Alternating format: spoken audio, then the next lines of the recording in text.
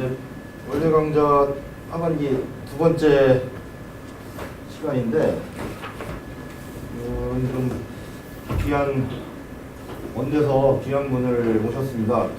저희 이제 뭐 완주 로컬 푸드 이러면 원래 좀 전국적으로 많이 알려지고 해서 또 여기 또 전학을 가보신 분도 계셨을 텐데 어쨌든 완주 쪽에서 지금까지 이루어지고 있는 로컬 푸드 운동 그거를 이제 그 중심에서 이렇게 그 역할을 해주시고 계신 분이 오셨습니다. 지금 현재 완주 로컬 푸드 협동조합 이사장님으로 계신 안대성 오늘 강사님이신데요. 우선 좀 큰 박수로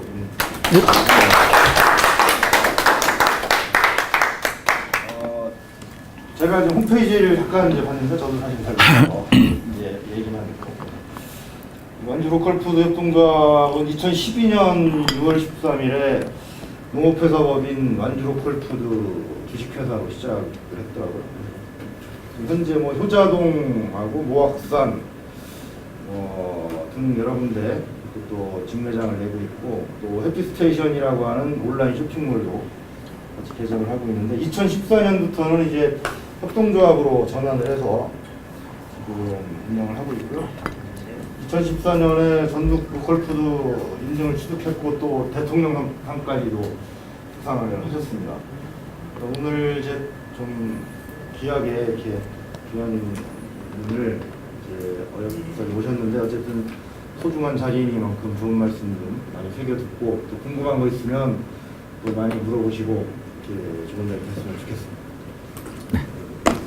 통상 보니까 그냥 질문을 많이 하시는 게 더 좋더라고요. 그래서 뭐 한 30-40분 정도 간략하게 뭐 이렇게 지나온 과정이랑 그 현재 일어나고 있는 일들 이런 것들 설명드리고요. 이렇게 좀 많이 참여하셔서 같이 대화하는 시간이 됐으면 좋겠습니다. 이제 완주 로컬푸드 외부에 계신 분들은 이제 그 다 한 곳으로 보시는데 현재 완주 로컬푸드 직매장, 그러니까 완주군과 연계되어진 로컬푸드 직매장은 완주 전주 지역에 12개가 있습니다. 그 중에 6개는 저희 협동조합에서 운영하는 거고요. 나머지 6개는 지역 농협에서. 그래서 원래 완주 로컬푸드 전국 1호는 완주 1호이자 전국 1호는 용진농협 직매장입니다. 그래서 용진면에 원래는 하나로마트로 있었던 걸 리모델링을 해서 하나로마트는 2층으로 올려버리고 1층 전체를 로컬푸드 전문 매장으로 만든 게 이제 전국 첫 1호 매장이고요. 그래서 이제 현재는 용진농협에서 용진면에 있는 그 매장, 그다음에 전주시에다가 하나를 또 냈어요. 한 2년 된 것 같습니다. 그래서 전주시 효자동에다가 또 하나를 내서 현재는 용진농협에서 2군데를 운영을 하고 있고요. 그리고 저희가 운영하고 있는 6개, 이렇게 합쳐서 8개는 하나로마트 없이 로컬푸드만 판매하는 전문 매장입니다. 저희는 당연히 하나로마트가 없고요. 그러니까 공산품은 판매하지 않고 먹는 것만 판매하는 순수 지역 먹을거리만 판매하는 매장은 8개이고요. 나머지 4개는 면 단위. 그러니까 저희 지역 같은 경우에 뭐 이제 인구 2,000명 살고 있는 가장 작은 면이 상관면이라는 곳인데 상관면 하나로마트를 반을 잘라서 반은 로컬푸드, 반은 하나로마트. 요렇게 이제 샵인샵이라고 보통 이야기를 하죠. 요게 4개가 있습니다. 그래서 상관면, 소양면, 고산면, 봉동읍. 그래서 이제 그렇게 있고 12개 매장이 현재 운영이 되어지고 있습니다. 그래서 운영 주체상으로 보면 지역 농협과 완주 로컬푸드 협동조합 이렇게 나뉘어지게 되고요. 지역 농협과 저희하고 좀 다른 점은 뭐냐면 지역 농협은 아무래도 그 지역 농협의 조합원들이 주축을 이루겠죠. 그래서 좀 제한적입니다. 그러니까 이제 용진농협이면 용진면에 있는 농가가 우선이겠죠. 왜냐하면 그 조합이 운영하기 때문에 그 조합원의 이익을 우선시해야 되기 때문에. 근데 완주 로컬푸드 협동조합은 13개 읍면으로 구성되어 있거든요. 완주군이 13개 읍면, 그 완주 농민이면 누구나 참여가 가능한. 그래서 저희는 이제 그 13개 읍면에 고르게 분포되어 계십니다. 농가들이. 그래서 저희 지금 완주 로컬푸드 협동조합원 수는 1,100명입니다. 그래서 1000명이 생산자 조합원들이시고요. 그 직원 조합원이 100명 정도 됩니다. 그래서 왜냐하면 6개 매장과 4개의 농가 레스토랑, 그다음에 저희가 두육 공장도 가지고 있거든요. 그래서 진짜 두유라는 브랜드를 가진 그 두유를 생산하는 사업, 이렇게 사업 영역이 좀 넓기 때문에 대략 100명의 직원들이 있고요. 저희는 직원들도 단순 고용자가 아니라 조합원입니다. 똑같이 생산자랑 동일하게 출자해서 한 표씩 가지는. 그래서 저희는 이제 직원을 대표하는, 이해를 대변하는 이사도 있고요. 그다음에 저희 조합은 100명당, 10명당 대의원 1명이 있게 되어 있습니다. 그래서 그 현재 대의원 숫자는 110명 정도 됩니다. 그래서 직원들도 100명이니까 대략 이제 한 그 10명까지는 아니어도 사업 부서별로, 분야별로 대표하는, 조합원들을 대표하는 대의원들이 구성되어져 있고요. 저희가 그렇게 생산자랑 그 직원들이랑 조합 구성을 함께 하게 된 이유는, 잠깐 사회자분께서 말씀하셨던 것처럼 그 저희 출발은 2012년도에 완주 로컬푸드 주식회사로 출발을 합니다. 근데 이 주식회사는 누가 만든 거냐면 완주군에서 만든 회사예요. 그러니까 이제 2009년도에 완주군의 핵심 전략이면서 정책으로 로컬푸드 정책이 완주군으로 도입되어지게 되고요. 그때 당시 군수님의 공약이었어요. 로컬푸드가. 그러니까 완주군에서는 가장 핵심적인 정책 중에 하나가 로컬푸드였었고요. 그래서 이제 정책을 만들고 예산을 확보하고 농가들 교육과 여러 가지 학습과 그 준비들을 하는 과정에 직매장을 이제 만들어야 되는데, 이걸 누가 운영할 거냐도 되게 중요하지 않습니까? 그렇다고 이거를 공무원이 할 수 없는 노릇이기 때문에 그때 이제 군수님한테 저희가 제안했던 건, 그 민간 자본이 섞이게 되면 공공성과 건강성을 잃을 가능성이 크니까 공공용 회사를 군에서 만듭시다. 그래서 공기업은 아니지만 그 완주군이 대주주가 되는, 그래야 공공성을 유지하면서 갈 수 있습니다라는 거를 완주군 스님이 받아들이셔가지고 완주군에서 5억을 출자를 합니다. 물론 이게 완주군에서 회사를 만들려면 복잡한 과정을 겪어야 됩니다. 조례 만들어야 되고 예비 타당성 연구 용역 해야 되고 대략 한 6, 7개월이라는 복잡한 과정을 통해서 그 5억을 출자를 하고, 그 다음에 이제 완주군만 출자해서는 이게 안 되기 때문에, 왜냐하면 농업회사법인은 그 한 주주가 50%를 가질 수가 없기 때문에 49%까지밖에 못 가집니다. 그래서 이제 공공형 자본이라고 평가되어지는 건 그래도 농협밖에 없었던 거죠. 그래서 그 완주 군수님이 농협 조합장님들 모아놓고 군에서 5억을 낼 테니 농협도 참여하면 되는 거 아니냐. 그러니까 이제 그때 당시에 농협 조합장님들이 농협이 해야 될 일을 왜 군에서 하냐. 근데 그러니까 군수님이 하라고 했는데 안 했잖냐, 당신들이. 이게 불가능하다, 어렵다, 절대 안 되는 일이라고 아무도 안 하는데 나는 이거는 된다고 생각하는 사람이기 때문에 하라고 2년 동안 이야기했는데 농협에서 아무도 안 나섰으니까 군에서 회사를 만들 테니까 농협도 참여해라. 그래서 농협 10개 농축협에서 7억 9,500만 원을 울며 겨자 먹기로 출자를 합니다. 왜냐면 이제 협박인 거죠. 군에서 5억을 냈는데 니네가 안 내면 앞으로 국물도 없어. 뭐 산지 유통 자금이든 농협에 지원되어지는 것들은 두고 보자. 뭐 이건 말은 그렇게 하지 않았지만 군수가 나서서 이렇게 진행한다라는 건, 그래서 뭐 작은 조합은 5천만 원, 조금 중간 정도는 한 1억, 축협 같은 경우는 돈이 많으니까 3억, 이렇게 해서 7억 9,500만 원, 그래서 도합 12억 9,500만 원의 자본금을 가진 회사를 6월 달에 창립을 하게 됩니다. 그 12억 9,500만 원이라는 돈을 자본금으로 목표액으로 정했던 이유는 이 로컬푸드라는 게 수익이 날 수 없는 사업이기 때문에 언제 운영을 통해서 손익분기점에 도달하기가 힘들 거다. 그래서 그때 목표는 3년간은 까먹는다. 그러니까 3년간 까먹으면서 직원들 인건비 주고 운영비를 할 만큼의 자본금 계산해 봤더니 한 12억 정도 되는 거였어요. 12억 까먹고 3년 뒤부터는 그래도 까먹은 거를 갚아나가면서 그 뒤로 3년 뒤부터는 그래도 손익분기점에 도달할 수 있지 않겠느냐라고 예상하고 그 액수를 이제 자본금으로 만들었던 거고, 그럼 그 회사는 누가 운영할 거냐라고 했을 때 이제 완주군의 판단은 그러면 이 사업을 가장 잘 알고 현장의 농민들과 밀접하게 있는 외부 전문가를 그 경영을 맡기는 CEO로 채용을 하자. 그래서 저는 그때 이제 그 대표이사로 농업회사법인의 군에서 선출한 대표이사로 이제 들어가게 됐던 거였고요. 그래서 그 농업회사법인의 이사회 의결 구조도 행정 셋, 농협조합장님 셋, 그다음에 대표이사 한 명.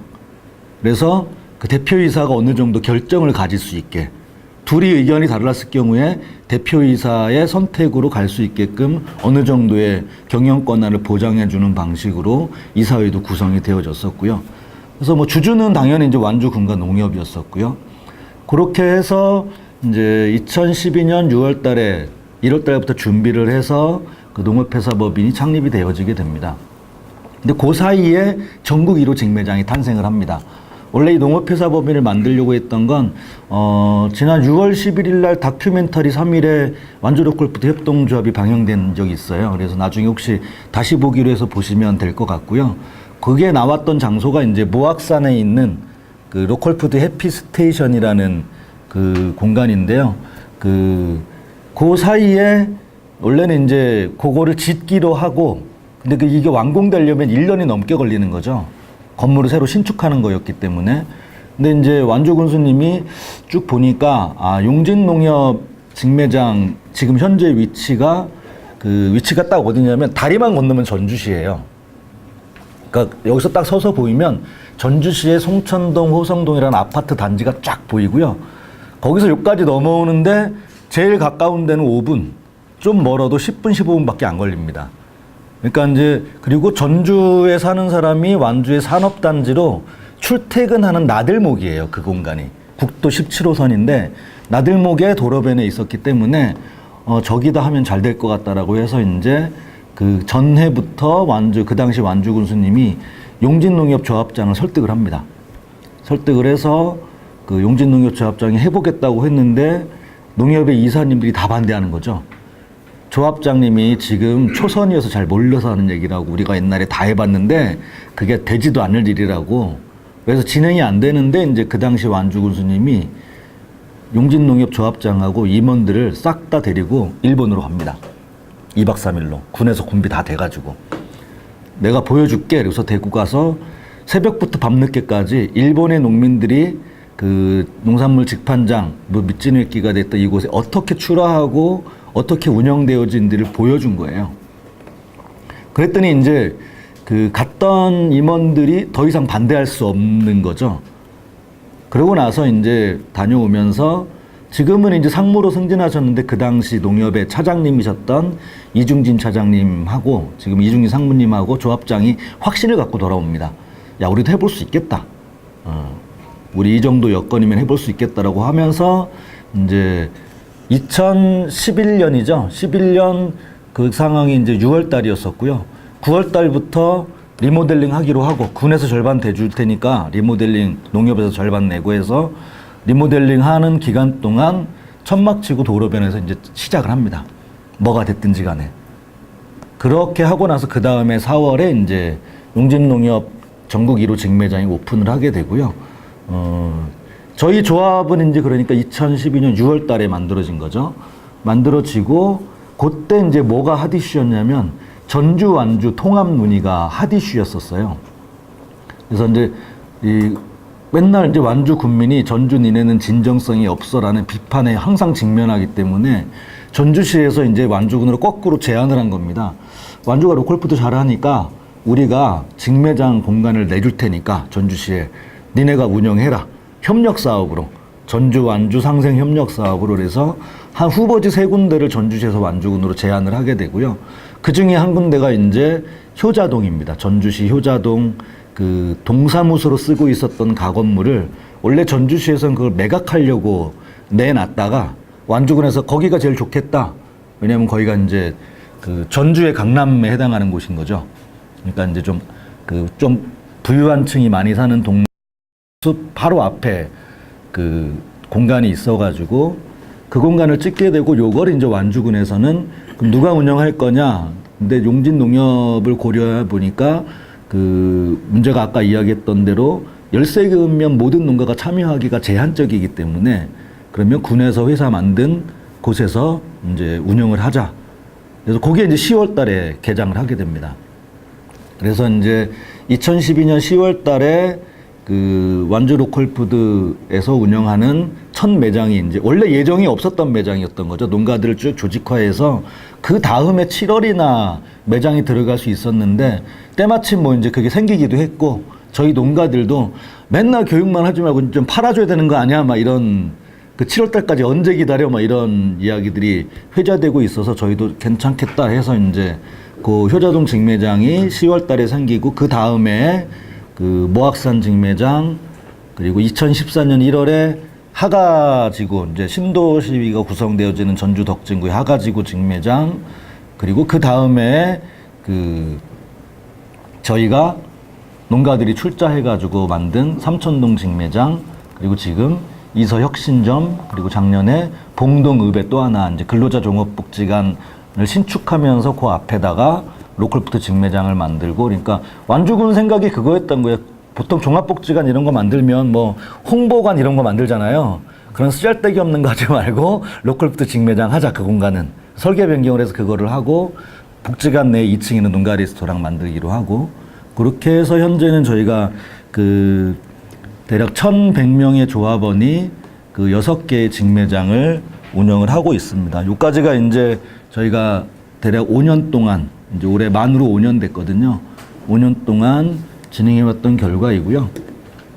저희가 이제 대통령상 받은 건 6차 산업 분야로 유공자 포상으로 그 대통령상을 받게 됐는데 대통령상을 받았던 이유는 딱 그건 것 같아요. 저희는 이제 전체 생산자 조합원의 90%가 소농이에요. 그 중에 절반은 65세 이상 고령 농업인들입니다. 나머지 10%는 중농 정도 되세요. 그분들이 이제 뭐 가령 시설하우스에서 과체류 생산하시는 분들, 과수원, 복숭아, 사과, 포도 뭐 이런 과수, 그 다음에 버섯, 특작물 넣는 그 10%, 뭐 수박, 딸기 뭐 이런 분들을 제외하고서는 대부분 다 그 뭐 계산이랑 저희도 비슷합니다. 여건이 거의 다 산촌이에요. 그러니까 이제 뭐 호당 경지 면적이 뭐 65세 이상 되신 분들은 밭농사 기준으로 쳤을 때는 뭐 많아야 600평, 700평. 적으신 분은 뭐 300평, 400평 뭐 이렇게 그냥 텃밭 수준에서 농사 지으시는 분들.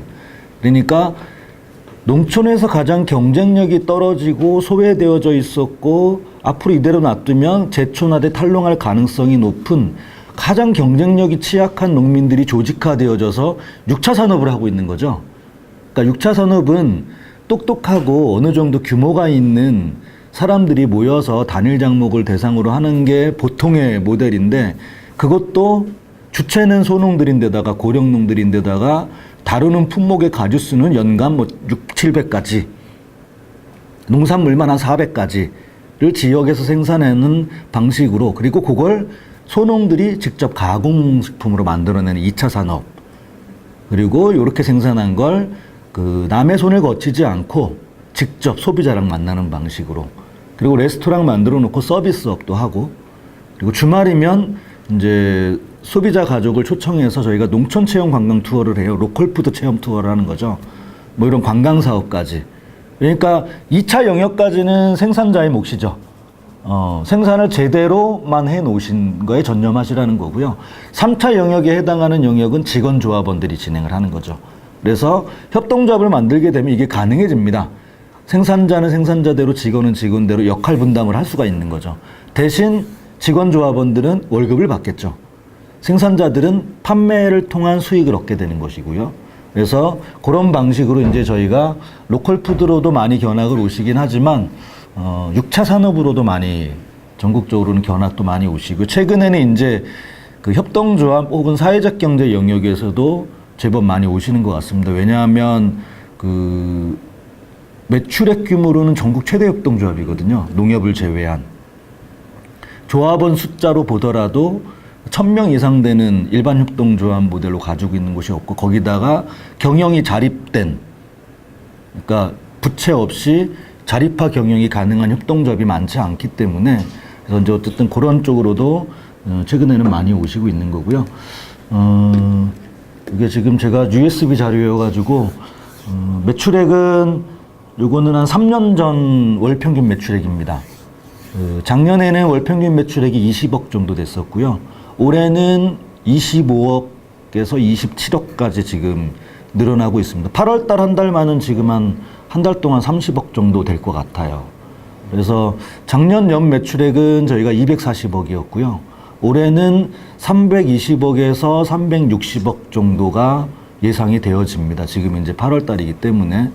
그래서 요게 이제 6군데 로컬푸드 직매장과 농가 레스토랑에서 일어나는 매출이고요. 여기에 빠져 있는 건 저희 두육 공장에서 판매하는 두유 매출액이 여기서 이제 좀 빠져 있습니다. 또 온라인 쇼핑몰의 매출액도 좀 빠져 있는 거고요. 근데 뭐 온라인은 저희가 그렇게 비중이 크지 않기 때문에 그래서 이 중에 90%가 생산 농가에게 매 주간 단위로 정산이 이루어집니다. 예. 그래서 이제 가공식품은 세금 계산서를 매주 뗄 수는 없으니까 그건 이제 한 달 단위로 가공식품은 정산이 이루어지고요.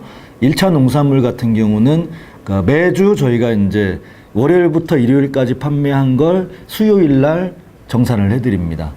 그래서 이제 매주 수요일 날 농가들에게, 그러니까 저희 농가들은 그러니까 그 주급 농부인 거죠. 그래서 원래 이제 완주가 로컬푸드를 시작하면서의 캐치플레이즈는 뭐였냐면 월 150만 원 이상 버는 3천 농가 육성하는 거였습니다.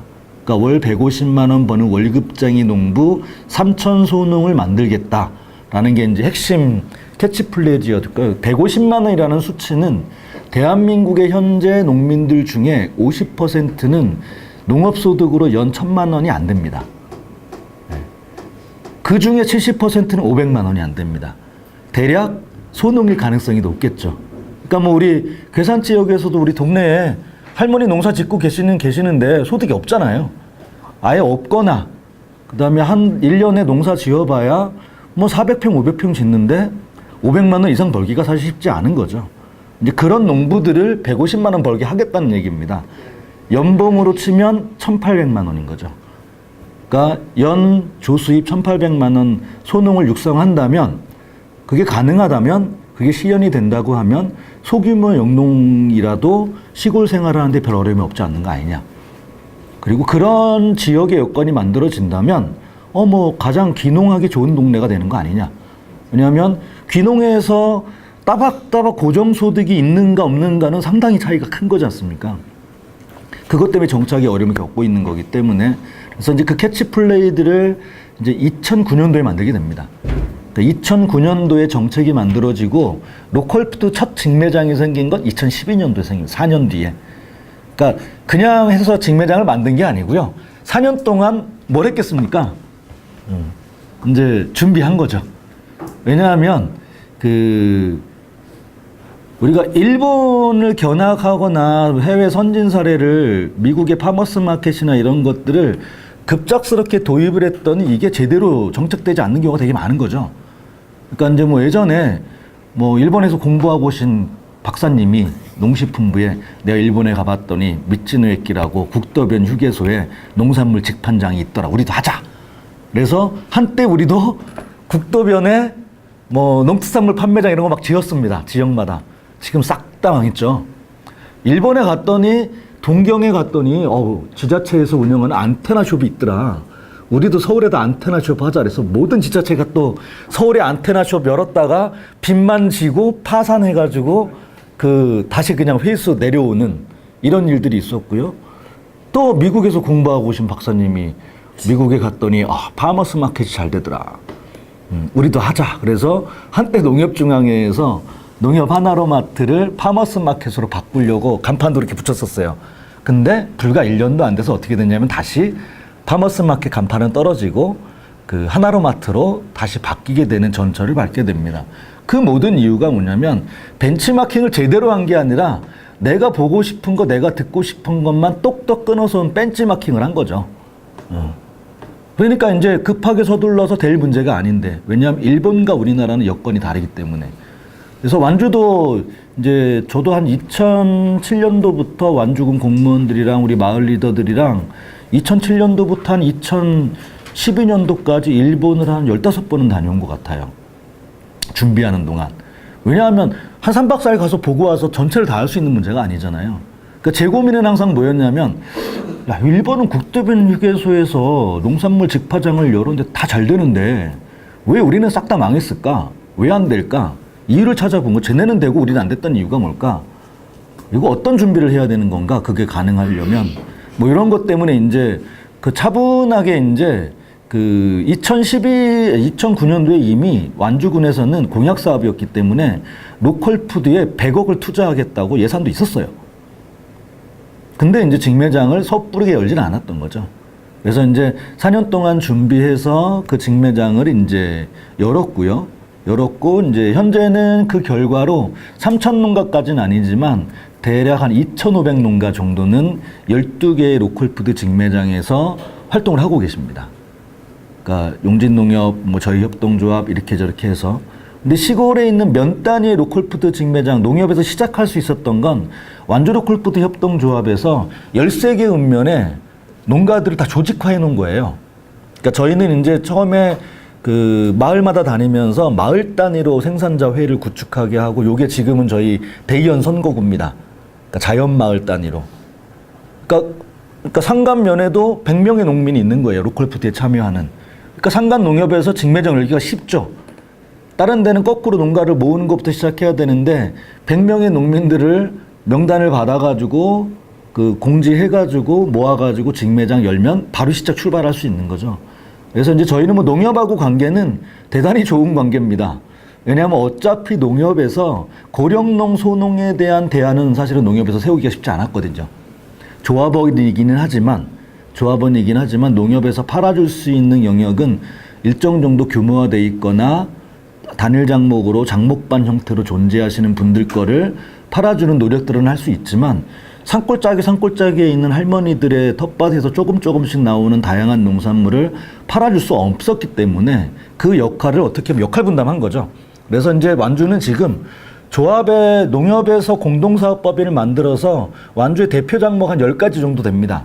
그러니까 이제 그렇다고 쳐서 뭐 주산단지는 아니지만 뭐 토마토, 딸기, 뭐 수박, 생강, 곶감, 뭐 양파, 뭐 이렇게 좀 많이 농사 짓는 품목들은 조합공동사업법인에서 유통을 책임지는 방식으로, 나머지 소농 고령 농가들은 로컬푸드 쪽에서 그 지역 시장에서 해결해 나가는 방식으로, 요게 이제 기본적인 전략이었고, 현재는 한 2,500명의 농민들이 나오고 있습니다. 그러니까 요게 이제 저희 매출액만 따졌을 때입니다. 저희 매출액만 6개 직매장이니까. 그러니까 작년에 완주 로컬푸드 협동조합과 용진농협, 지역농협 걸 다 합한 매출액은 450억이었습니다. 로컬푸드 쪽으로만.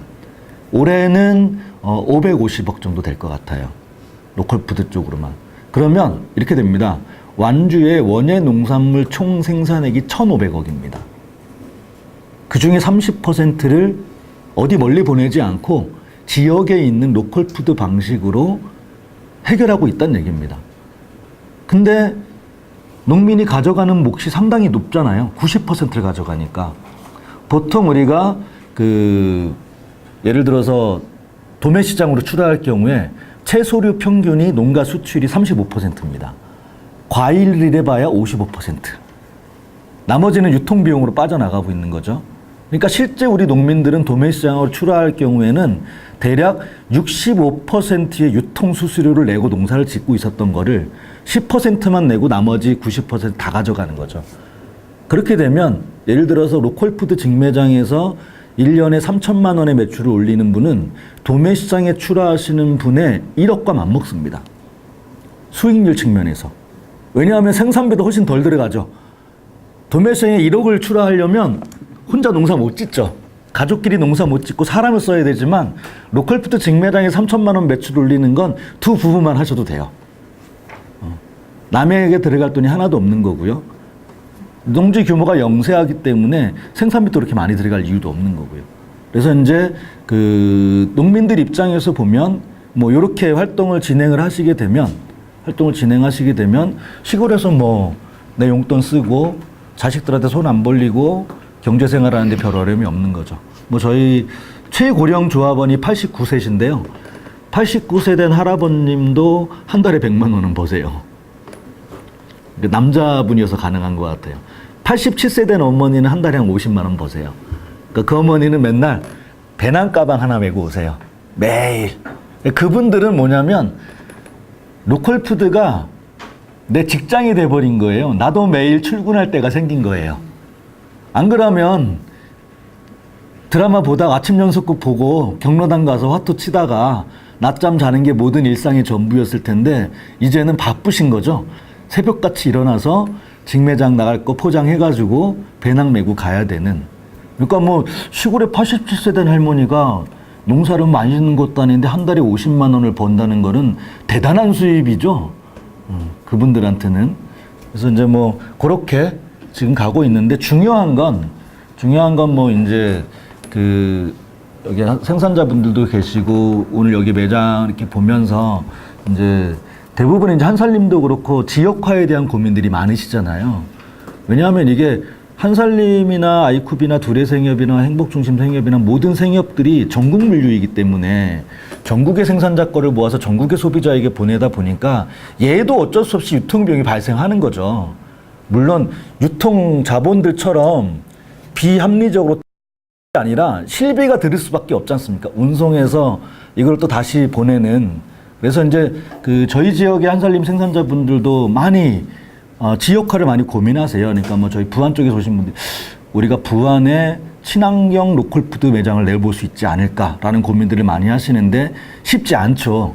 이유는 뭐냐면 우리 농업이 단작화가 진행이 돼 버렸죠. 이제 이미 단일 작목을 대량 생산하는 구조로 바뀌어 버린 겁니다. 그러니까 예전에는 다작이 가능했지만 지금은 그렇게 생산을 해야 어디다 팔아먹을 수 있었기 때문에 그 단작화가 진척이 되어 있기 때문에 한 시군을 대상으로 봤을 때 50가지가 넘지 못해요. 판매를 목적으로 농사짓는 품목의 가지수가. 근데 이 50품목으로는 매장 운영이 불가능한 거죠. 그러니까 우리 하나로마트가 전국의 걸 가져오는 게 이유가 있는 거죠.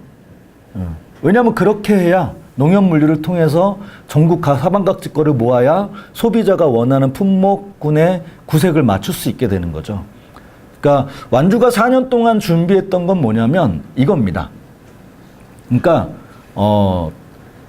우리 농민들도 완주가 그 농업 특징에 보면 어떻게 써 있냐, 모든 문서에 완주는 전주를 둘러싸고 있는 도시 근교 농업이 발달해서 다품목 소량 생산 체제를 가지고 있다. 이게 완주 농업의 특징이었어요. 그럼에도 불구하고 2009년도에 조사를 해봤더니 67품목밖에 없는 거예요. 그러니까 우리 입장에서 로컬푸드를 해야 되는데 품목 조사를 해보니까 67개밖에 안 되는 거죠. 4년 동안 노력했던 건 뭐냐면 67가지였던 걸 200개, 최소한 200개로 넓히는 과정인 겁니다. 그러니까 농민들의 밥 모양이 바뀌어야 되는 거죠. 밥 모양이 바뀌어서 다양한 품목을 소량으로 재배하는 방식으로 전환이 되지 않으면 로컬푸드는 실패할 수밖에 없는 겁니다. 그러니까 일본에서는 되고 우리는 안 됐던 이유가 뭐냐면 걔네는 얼추 갖추는 과정이 한 20년 걸린 거죠. 근데 우리는 20년을 기다리면 지금 농사 짓고 있는 할머니들은 다 하늘나라 가 계실 거란 말이죠. 우리에게 주어진 시간이 길면 20년 있는 거죠. 소농들 입장에 소농들이 보호받고 지역농협의 어역한 주체로 그리고 지역농협의 균형을 이루려면 대농, 중농, 소농, 고령농이 다 있어야 되는 거죠. 왜냐하면 다 대농이 될 수 없는 거죠. 그 산에 뜰이 없는데 대농이 있을 턱이 없지 않습니까? 근데 그 소농이 보호받지 않으면 그 소농이 몰락하게 될 거고, 그렇게 되면 전체 나라의 먹을거리가 위기가 올 겁니다. 왜냐하면 대부분 전통적으로 소농 가정농들이 생산하는 품목이 우리가 꼭 먹어야 되는 품목들을 소농 가정농들이 생산하시거든요. 대파, 마늘, 양파, 생강 뭐 이런 것들이요. 무, 배추, 참깨, 들깨, 서리태, 진눈이, 콩 이런 필수 품목들이 싹 사라지게 될 거라는 거죠. 그래서 가족 소농은 보호받아야 되고 존립 기반이 유지되어져야 전체 우리 먹을거리 문제가 해결되는 거고, 실제 농민의 밥상도 그래야 가능해질 수 있을 거라는 거죠. 실제 농사 짓는 분들도 농산물을 대부분 사서 드신단 말이죠, 지금. 그러니까 농민도 생산자이지만 또 반대 측면으로 보면 소비자인 겁니다. 아주 훌륭한 소비자인 거죠, 농민들도. 그래서 이제 그 조건을 어떻게 갖출 거냐가 로컬푸드 직매장을 준비하는 데서 핵심이었습니다. 그러지 않으면 소비자들이 안 찾아오는 거죠. 그러니까 완조로 콜푸드 직매장의 매출이 높은 이유가 예를 들어서 김포에 있는 것보다도 더, 수원시내에 있는 것보다도 더, 혹은 광역시에 있는 것보다도 더 훨씬 매출액이 높은 이유는 뭐냐면 연간 농산물만, 1차 농산물만 대략 400에서 500가지를 갖추고 있다는 얘기입니다. 또 이 직매장이 1년 내내 소비자들의 일상적인 장보기가 가능해지려면 150가지에 해당하는 품목은 365일 단 하루도 빼놓지 않고 있어야 되는 거죠.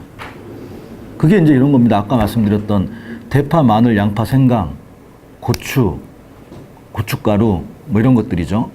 콩 종류들, 잡곡류들, 그다음에 엽채류들 있죠. 철철이 나오는 엽채류들. 뭐 가령 요즘철에 삼겹살 구워 먹을 때 삼겹살에 따라붙는 채소 종류만 해도 꽤 됐습니까? 간단하게 셔도 제가 셔보니까 12가지 돼요. 뭐 상추, 깻잎, 치커리, 그 다음에 뭐 청경채 이렇게 놓는다고 치고, 그 다음에 대파 무쳐야지, 마늘 썰어야지, 양파 썰어놔야지, 그죠? 거기에다가 청양고추 있어야지, 그리고 버섯도 구워 먹지 않습니까? 새송이, 양송이. 뭐 요게 그냥 잘 차려놓고 먹는 게 아니라 삼겹살 가족끼리 모여서 할 때 기본이 되는 건데, 삼겹살을 뭐 법으로 정해가지고 7, 8월에 주말에만 구워 먹어라 정해놓은 게 아니라는 거죠.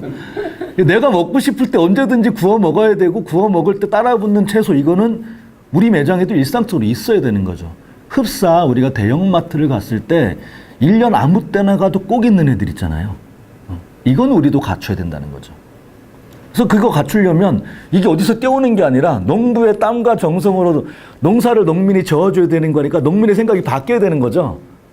단작을 하다가 고랑마다 다른 거 심어서, 그것도 1000명의 생산자가 6개의 직매장에 홍수출하가 되지 않으면서 서로에게 민폐 끼치지 않는 작부 체계가 작동되지 않으면, 협력하지 않으면 이건 불가능한 일입니다. 왜냐하면 다들 약 못 치니까 약 안 하고 안 해도 되는 뭐 상추, 만만한 게 상추죠. 뭐 이런 거에 집중될 테니까요. 근데 이것만 필요한 게 아니라는 거죠. 그러니까 이제 그걸 해결할 수 있는 근원적인 방법은 돈 되는 품목이냐 아니냐 싸우는 거 필요 없게 서로 다 40가지, 50가지 심으면 되는 거죠. 그러니까 저희 지금 완조로 콜푸드 그 조합원들은 평균 한 농가당 1년 출하하는 품목의 가지수가 5, 60가지가 다 넘어요. 제일 많이 하시는 분은 150가지를 하시는 분도 계세요. 예. 노지하고 하우스 한 비가리만 200평에서. 이게 양이 많지 않아요. 예. 그리고 노지에도 뭐 한 두 마지기 400평 정도 되면 한 40가지가 심겨져 있어요. 그러니까 처음에 조직화할 때 제가 마을마다 다니면서 할머니들하고 이야기했던 건, 우리는 이제부터 무조건 한 고랑 전략입니다. 무조건 고랑마다 다른 거 심기. 그래서 저희는 지금 이제 5년 돼서 이게 어느 정도 정착이 됐는데요. 해마다 1월, 2월 달까지 모든 생산자 조합원은 연간 생산 출하 계획표를 내야 됩니다. 내가 몇 월 달에 어떤 걸 얼만큼 낼 수 있어. 날짜까지는 못 정하죠. 농산물이란 게. 대략 내가 평년작으로 봤을 때 뭐 8월 초, 7월 초, 한 7월 중순 뭐 이렇게, 그래도 사실은 보름 앞당겨지기도 하고 보름 늦춰지기도 하지 않습니까? 그래서 그건 어쩔 수 없는 노릇이고, 어쨌든 쓸 수 있는 만큼 상세하게 적어서 주셔야 됩니다. 그리고 3월 한 달 동안 조율을 하겠죠. 그러니까 처음에는 내 맘대로 써서 내니까 특정 시기에 상추가 왕 몰리고 특정 시기에는 없거나 부족할 거 아닙니까? 이걸 그럼 몰리는 쪽에서 없거나 부족한 쪽으로 작기를 옮겨드리는 거죠. 그리고 보면 아예 아무도 농사 안 짓는다는 품목이 있어요. 뭐 가령 예를 들어서 어떤 거냐면 고수, 막 이런 거는 하루에 몇 개 안 나가거든. 왜냐하면 고수를 좋아하는 매니아들만 찾으니까. 뭐 이런 거 고수, 그 다음에 이제 뭐 벌레 많이 끓는 겨자채, 뭐 이런 애들 있잖아요. 좀 농사 짓기 어려운 것들은 서로 안 하려고 그래요. 그러면 이제 농가를 또 설득해야 되는 거죠. 농가분한테 찾아가서 아무도 안 한대요. 6개 직매장에 아버님 하시면 아버님 혼자 독장입니다. 할만하시지 않습니까? 그러면 아버님이 하시겠다 그러면 아무도 생산 안 한다 그러니까 그 중간에 겨자채를 누가 들고 와도 안 받겠습니다. 이번 작기 동안만큼은 독점권 보장해 드릴게요. 그러면 할만하잖아요. 뭐 이제 그렇게 해당하는 게 저희가 뭐 파프리카, 그러니까 유리온실이 아니고 삼중 시설하우스에서 파프리카를 저희가 재배를 하시니까 얼마나 어려우시겠어요. 그러니까 이제 그런 것들은 인센티브를 드려야 되는 거죠. 그래서 이제 그런 방식으로. 그리고 학교 급식에 무조건 아버님 거 무조건 1순위. 뭐 이렇게 몇 가지 베네핏을 드려서 이제 작기 장목이 갖춰지게끔 만들어내는. 그래도 저희가 지금 상추가 딸려요. 왜냐하면 고온 막 다습 이러니까 얘가 뭐 이제 타 죽은 애들도 많고요. 뭐 있기는 있는데 잘 안 자라는 애들도 있고. 그리고 이제 뭐 이제 난리가 난 거죠. 그래서 저희 지금 1인당 상추 5개 이상 못 사가요. 매장에서. 그러니까 이제 그렇게 이제 작기를 쭉 한 해 동안 맞추고 7, 8월에는 어떤 분들만 또 모이냐면 7, 8월에는 하우스 있는 분들만 싹 다 모입니다. 하우스라는 걸 가진 분들은 다 모여요. 모여서 이제 그때는 그 연동하우스, 시설하우스, 불 때는 시설하우스를 가지고 계신 분들은 뭘 준비하는 거냐면 11월 달부터 내년 5월 달까지 월동 동안 생산해야 될 과체류들. 요때도 마찬가지로 요때는 복수 농가로 해당 품목이 딱 정해지면 그 농가만 판매할 수 있습니다. 뭐 소농들은 어차피 노지 농사이기 때문에 생산이 불가능한 시기이고요. 그러면 이제 뭐 청양고추 3농가, 애호박 2농가, 오이고추 3농가, 뭐 이렇게 토마토, 뭐 이렇게 과체류들 중심으로, 그다음에 엽채류 중에서도 조금 내한성 작물이 아닌 애들, 그다음에 이제 뭐 3중하우스, 2중하우스 가지고 계신 분들이 엽채류들 해주시는 거고, 비가림 하우스 내가 터널로 해서 뭐 하우스 시금치 해볼 수 있어, 하우스 냉이 해볼 수 있어, 뭐 이런 분들. 그래서 이제 겨울 동안 필요한 과체류와 엽채류를 하우스 농가들이 그때는 이제 전문화된 품목으로 나눠서 짓는 건데, 복수 농가를 지정하는 이유는 변수가 생길 수 있지 않습니까? 한 지역에다 두 농가를 지정하지도 않습니다, 저희가. 그래서 이제 좀 면이 떨어진 농가 2농가 내지는 3농가. 첫 해에 그랬더니 한 농가가 싹 냉해 피해를 입었더니 매장이 이제 난리가 난 거예요. 한동안 애호박이 없는 거죠. 그래서 이제 그렇게 해서 청양고추 지었던 분이 그 다음에는 내가 그러면 애호박 해볼게, 오이고추 지었던 분들이 청양고추 어렵긴 하지만 내가 청양고추 해볼게, 이렇게 해마다 서로 협력하면서 돌아가면서 이제 월동 작물들을 책임지시는 거죠. 뭐 이제 그래서 겨울철에는 저희 조합에서 농가들이 기획 생산한 게 12개 직매장이 다 깔린다고 보면 됩니다. 그러니까 농가들 입장에서 겨울철에는 도매시장 나갈 일이 없어요. 시설하우스 짓는 농가분들이. 왜냐하면 직매장에서 팔아도 되는데 도매시장에 나갈 때가 있습니다. 어떤 때냐면 저희가 고추 진열 기간이 이틀인데 이 농가들이 매일 진열하세요. 새 거 진열하고 전날 팔고 남은 거 있잖아요. 이거 하루 더 팔아도 되는데 봉다리 뜯어가지고 박스에 담아서 그거는 도매시장으로 내보내는 겁니다. 아직 싱싱하니까. 뭐 그래도 도매시장에 있는 것보다 싱싱해요. 겨울철에 하루밖에 안 지났기 때문에. 어쨌든 그런 방식으로 농가들이 이제 스스로들 해나가야, 이게 이제 완성이 되어져야 사실은 로컬푸드가 활성화될 수 있습니다. 대개 이제 전국에 200개 로컬푸드 직매장이 생겼는데요. 요즘은 이제 예전에는 준비하려고 오셨었는데요. 요새는 하다가 잘 안 되니까 오세요. 왜 완주는 잘 되는데 우리는 안 됩니까? 그러니까 그때는 허투루 들은 거죠. 똑같은 얘기를 제가 맨날 말씀드리거든요. 다른 거 다 필요 없고 홍보도 필요 없고 6개월에서 1년 정도 소농 고령 농가들 별도로 조직화해서 그분들의 밥 모양을 바꾸는 걸 성공하신다고 하면 매장 위치가 어디 있든지 간에 소비자는 찾아오게 돼 있습니다. 그래서 이제 그렇게 직매장이 작기마다 꼭 갖춰야 되는 품목들을 지역 산물로 갖출 수 있느냐 없느냐가 제일 중요한 필수 요소이고, 현재 뭐 이제 완주는 5년 정도 됐기 때문에 저희는 지금은 이제 그 생산 계획을 수립하는 게 농가마다 아주 간단해요. 그러니까 한 10분 정도면 끝납니다. 전체 딱 모여서 우리 기획생산 팀장이 마이크 들고, 자, 첫 번째 나눠드린 거 있죠. 이건 뭐냐면 작년 한 해 동안 월별로 내가 출하해서 판매한 내역이에요. 거기에 내가 한 해 동안 작부책에 다 들어있겠죠.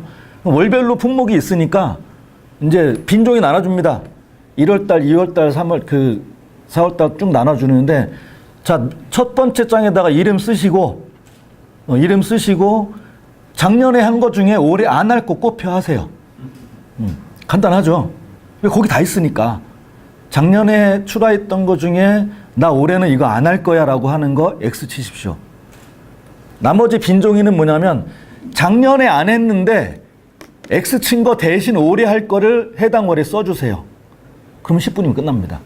뭐 그걸 이제 이미 이제 저희가 5년 동안 쭉 농가마다 그 생산 DB가 싹 쌓였기 때문에 그것만 수정하면 그렇게 해서 딱 내보면 우리가 내년에 신규 매장이 하나 더 생기고 거기 연 매출액을 우리가 한 50억 정도는 잡고 있는데 50억을 더 팔으려면 달마다 어떤 품목이 얼마큼 부족한 것 같은데 이걸 이제 거꾸로 다시 이제 생산량을 늘릴 수 있는 할머니들은 불가능하고 이제 그 생산량을 늘릴 수 있는 분들한테 이제 거꾸로 다시 권장을 하는 방식으로 하나의 생산 계획을 수립하고 출발합니다. 그래도 농사라는 게 변수가 많아서요. 작년에는 저희가 명절 때 쪽파가 모질라가지고 죽을 뻔했습니다. 발화가 안 된 거예요. 작년에 너무 더워가지고 종자 자체가 씨가 아예 발화가 안 되고 있는 거고요. 올해도 지금 시금치하고 쪽파가 저희 동네 지금 난립니다. 그러니까 지금 이제 녹는데요, 그냥 너무 더워서. 그래서 지금 배추 심는 시기도 지금 농가들 계속 그나마 살리는 농가들이 이제 뭐 애쓰시는 거죠. 차각 막 다치고 이제 그늘 만들어가지고 자랄 때까지 어쨌든 그렇게 노력해가지고 물 계속 주면서 이렇게 살리시는 분들만 살아남는 구조로 그리고 이제 중간중간에 인터셉트 들어오시는 분들이 계신 거죠. 생산 계획 안 세웠는데 보니까 저게 잘 나가. 그러니까 이제 뭐 대략 엽채류 같은 경우는 한 30일이면 그 수확하실 수 있잖아요. 그러니까 잽싸게 심으시는 거예요. 그러고서 나와요. 그러면 이제 그런 농가가 1000명 중에 한 50명만 나와도 원래 계획적으로 하셨던 농가분이 피해를 보시게 되잖아요. 못 나오게 합니다. 그거는 뭐 안 받아요, 매장에서. 애초에 저희는 시스템상 그 생산자마다 생산자 개인 명의로 품목마다 바코드를 그 출력할 수 있는 시스템이기 때문에 그 안에 품목이 없으면 가져와도 해당 품목에 해당한 바코드를 출력을 못하는 시스템이에요. 근데 이제 가끔 가다가 이제 머리가 좋으신 생산자분들이 그 상추에다가 쪽파 스티커를 갖다 붙여서 가격은 붙여놔요. 그러면 이제 소비자들이 그 품명을 잘 안 보고 딱 보기에 쪽파잖아요. 가격만 보고 사가지고 갑니다. 그래서 이제 그런 경우는 또 이제 제재가 있죠. 저희가 이제 이게 이제 우리 농가분들이 얼마나 창의적이신지 그런 거는 안 가르쳐 드려도 다 하세요. 알아서. 어쨌든 이제 뭐 그렇게 할 정도로 그걸 이제 철저하게 지켜 이런 거죠. 우리가 지금 생산하는 건 어떻게 보면 예측이 불가능한 농업을 하고 있잖아요. 물론 이제 한살림 생산자분들 같은 경우는 한살림과 어느 정도의 물량을 그 기획해서 생산을 하시긴 하지만 일반적인 농민들 같은 경우는 수확할 때 돼야 값도 알게 되고 또 그래야 갈아엎을지 재미를 볼지 안 볼지가 결정되는 구조지만 로컬푸드는 철저하게 로컬푸드 매장을 중심으로 어떻게 하는 거냐면 기획해서 생산하는 겁니다. 계약 재배는 아닙니다. 그거가 하다가 실패를 봤다고 해서 생산 농가가 그 조합에 뭐 물어야 되는 것도 없고요. 또 조합에서 또 물어줘야 될 것도 없습니다. 이건 그냥 생산 농민들이 만든 조합이고 서로 협동하면서 서로 상생하는 차원에서 서로 죽이지 말자라는 차원에서 서로 약속을 하고 농사를 짓는 거기 때문에 뭐 농사라는 게 피해를 볼 수도 있고 내가 생각했던 것보다 생산량이 더 많을 수도 있는 거잖아요. 그래서 이제 뭐 그런 것들 없이 이제 그렇게 가는 거죠. 근데 생산량이 너무 많아서 매장에서 다 소화를 못하면 어쩔 수 없는 거죠. 그거는 나머지 남는 걸 이제 농민들이 알아서 일부는 이제 시장을 나가시거나 이렇게 할 수밖에 없는 거라는 거죠. 대신 이제 그게 너무 많아지면 매장을 하나 더 내자 이런 방식으로 이제 가는 게 저희가 이제 로컬푸드 추진해 나가는 방식이고요. 그래서 뭐 저희 같은 경우도 그 완주에 자연마을 개수가 487개인데요. 487개 마을을 다 돌아다녔습니다. 왜냐하면 온라인상에 공지한다고 해서 시골에 살고 있는 할머니가 그거를 볼 수 없잖아요. 그러니까 이제 가장 첫 번째 단계는 대상자에게 정보 전달이 돼야 되는 거잖아요. 근데 로컬푸드의 영순위 대상자는 고령농가예요. 고령농가는 바깥으로 나오시지도 않고 다 마을 경로당에 모여 계시기 때문에 그 마을마다 다닐 수밖에 없었던 거죠. 가서 설명드리고 꼬시고 그렇게 해가지고 할머니들을 조직화해서 이제 2012년도에 저희가 효자동 매장을 처음 내게 됐던 거고요. 저희가 이제 협동조합으로 전환했던 이유는 뭐냐면 2012년도에 회사를 만들고 1년 반이 딱 지났습니다. 그러니까 2013년 12월 달 주주총회 때 재무상태표를 딱 보니까 초기에 출자했던 자본금을 하나도 안 까먹었고요. 그러니까 자본 잠식 없이 단기 순이익이 7천만 원이 발생을 하게 됩니다. 그래서 이제 군수님이 야 이거 이쯤 되면 회사가 망할 이유도 없고 그럼 이거 농민들한테 주자. 그래서 줄 수 있는 방법이 협동조합으로 전환하는 거죠. 그래서 주주총회 때 군수님이 그러자니까 농협조합장님들이 농협조합장님은 빠지고 싶지 않았어요. 왜냐하면 될지 안 될지 모를 때는 겁박해서 돈 걷더니 잘 되니까 우리 보고 빠지란 얘기잖아요. 그러니까 이제 그러고 싶지 않았는데 어쨌든 완주 군수님 생각은 이건 이제 생산자가 주인이 돼서 생산자의 힘으로 가야 된다. 혹은 군과 농협 조합장들의 정치적인 입김에 따라서 좌지우지되면 베릴 수 있다. 그래서 이제 판단은 주자. 그래서 협동조합으로 전환하게 되면 지분을 정리해야 됩니다. 그러니까 지분을 정리하거나 3억을 내고 한 표를 행사하거나, 그러니까 축협 조합장이나 10만 원 출자하신 우리 할머니나 똑같이 한 표거든요. 그러니까 이제 그러면 어떤 농협 조합장님이 남아 있겠습니까? 다 이제 지분 정리해서 가는 거죠. 그래서 다 돌려드렸습니다. 자본금이 통장에 그대로 있었기 때문에 저는 해가지고 자본금의 한 10억 정도는 그냥 적금 들어놨거든요. 왜냐면 2억 9,500만 원은 운영자금으로 돈이 돌아야 되니까 10억은 적금 통장에 있었고 그때 당시에 잔액이 그것보다 더 많았으니까 그냥 군도 5억 돌려주고요. 농협도 자본금 출자자금 다 돌려주고 그 다음에 3월에 결산 마무리해가지고 당기순이익 7천만 원에 대한 이익 배당도 다 해줬습니다. 군은 그냥 기부금 처리하자고 해서 이익 배당을 안 가져갔고요. 그래서 그렇게 해서 그게 이제 첫 번째 이유였고, 그래서 어쨌든 협동조합 방식으로 이제 2014년부터 출발을 하게 되고, 이제 두 번째는 1차 농산물은 그렇게 기획생산 작부체계 조정을 통해서 농가들의 밭모양을 바꿔서 연간 작부가 잘 돌아가는 방식으로 순환하는 방식으로 생산 시스템을 갖추면 되지만 문제는 중요한 건 또 가공식품에 있습니다. 밥상의 절반은 가공식품에 있거든요. 근데 이 가공식품은 기업의 몫으로 이미 들어가 있는 거죠. 농민이 가공에 참여하기란 대단히 어렵죠. 왜냐하면 대한민국의 식품위생법은 대기업을 위한 법이거든요. 그러니까 애초부터 대기업, 그다음에 중견기업, 식품기업 말고 일반 농민들 너네는 아예 그냥 꿈도 꾸지 말아라는 얘기랑 똑같은 거예요. 그 기준을 가지고 가공식품 허가를 준다는 얘기는. 그럼 소농이 어떻게 1억을 투자해서 될지도 안 될지 모르는 공장을 지을 수는 없는 노릇이잖아요. 근데 이제 제일 손쉽게 하는 게 이제 장류인데 이게 제일 만만하니까 전국에 웬만한 장류 생산자들이 다 있는 거죠 또. 어느 순간 이게 이제 레드오션으로 돼버리는 거죠. 시골에서 웬만한 마을 장류, 웬만하면 마을 사업을 하다 된장, 이런 거 다 한다는 얘기죠. 그래서 이제 소비자들은 더 다양한 가공품들을 먹어야 되는 거고, 근데 이것이 농민에게 가면 참 좋겠다. 왜냐하면 그래야 소농이 정해진 경지 면적에서 1차 농산물을 통해서 얻어낼 수 있는 소득은 제한적일 수밖에 없잖아요. 아무리 날고기는 재주가 있어도. 하지만 이 가공을 통한 부가가치까지 얹어진다고 하면 말씀드렸던 소농도 150만 원 벌 수 있는 거 아니냐는 거죠. 농사를 500평, 600평 적은 규모로 짓는다 하더라도. 왜냐하면 가공을 통해서 만들어지는 부가가치는 2배, 3배 되기 때문에. 그래서 이제 완주군에서 2009년도에 정책을 수립하면서 몇 가지를 준비하게 됩니다. 첫 번째, 밥상의 절반을 차지하고 있는 가공식품들 중에서 한국 사람들 밥상에 절대 빠질 수 없는 장류, 두부, 콩나물, 필수적인 가공식품들 있잖아요. 이런 것들은 마을 기업으로 만들게 합니다. 그래서 마을 공동체 회사를 만들게 하는 거죠. 주민들이 공동으로 출자해서 마을 영농조합법인을 만들고 그 출자금으로 땅을 마련하면 공장은 군에서 지어주는 거죠. 그래서 이제 그 마을에 해당하는 농업적인 특성에 따라서 콩농사를 많이 짓는 마을은 두부공장 짓게 하는 거죠. 현재 한 60개 마을에서 지금 이 가공품을 생산해내고 있고요. 그래서 저희는 두부공장 가지고 있는 마을 7개 마을이에요.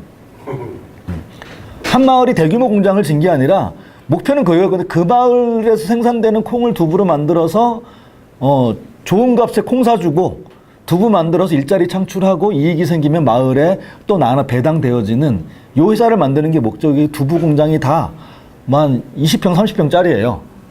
대략 시설 갖추는 데 들어간 돈은 한 3천만 원, 4천만 원 정도. 근데 요새 이제 5년이 지나다 보니까 군에서 예산을 다시 세웁니다.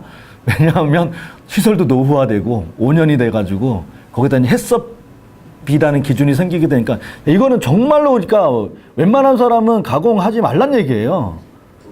왜냐하면 햇섭이라는 기준이 미국에서 가져온 건데 이 햇섭 제도가 왜 생기게 된 거냐면은요. 미국에서 수천억 달러 들여서 우주인 양성해가지고 달나라로 우주선 쏘잖아요.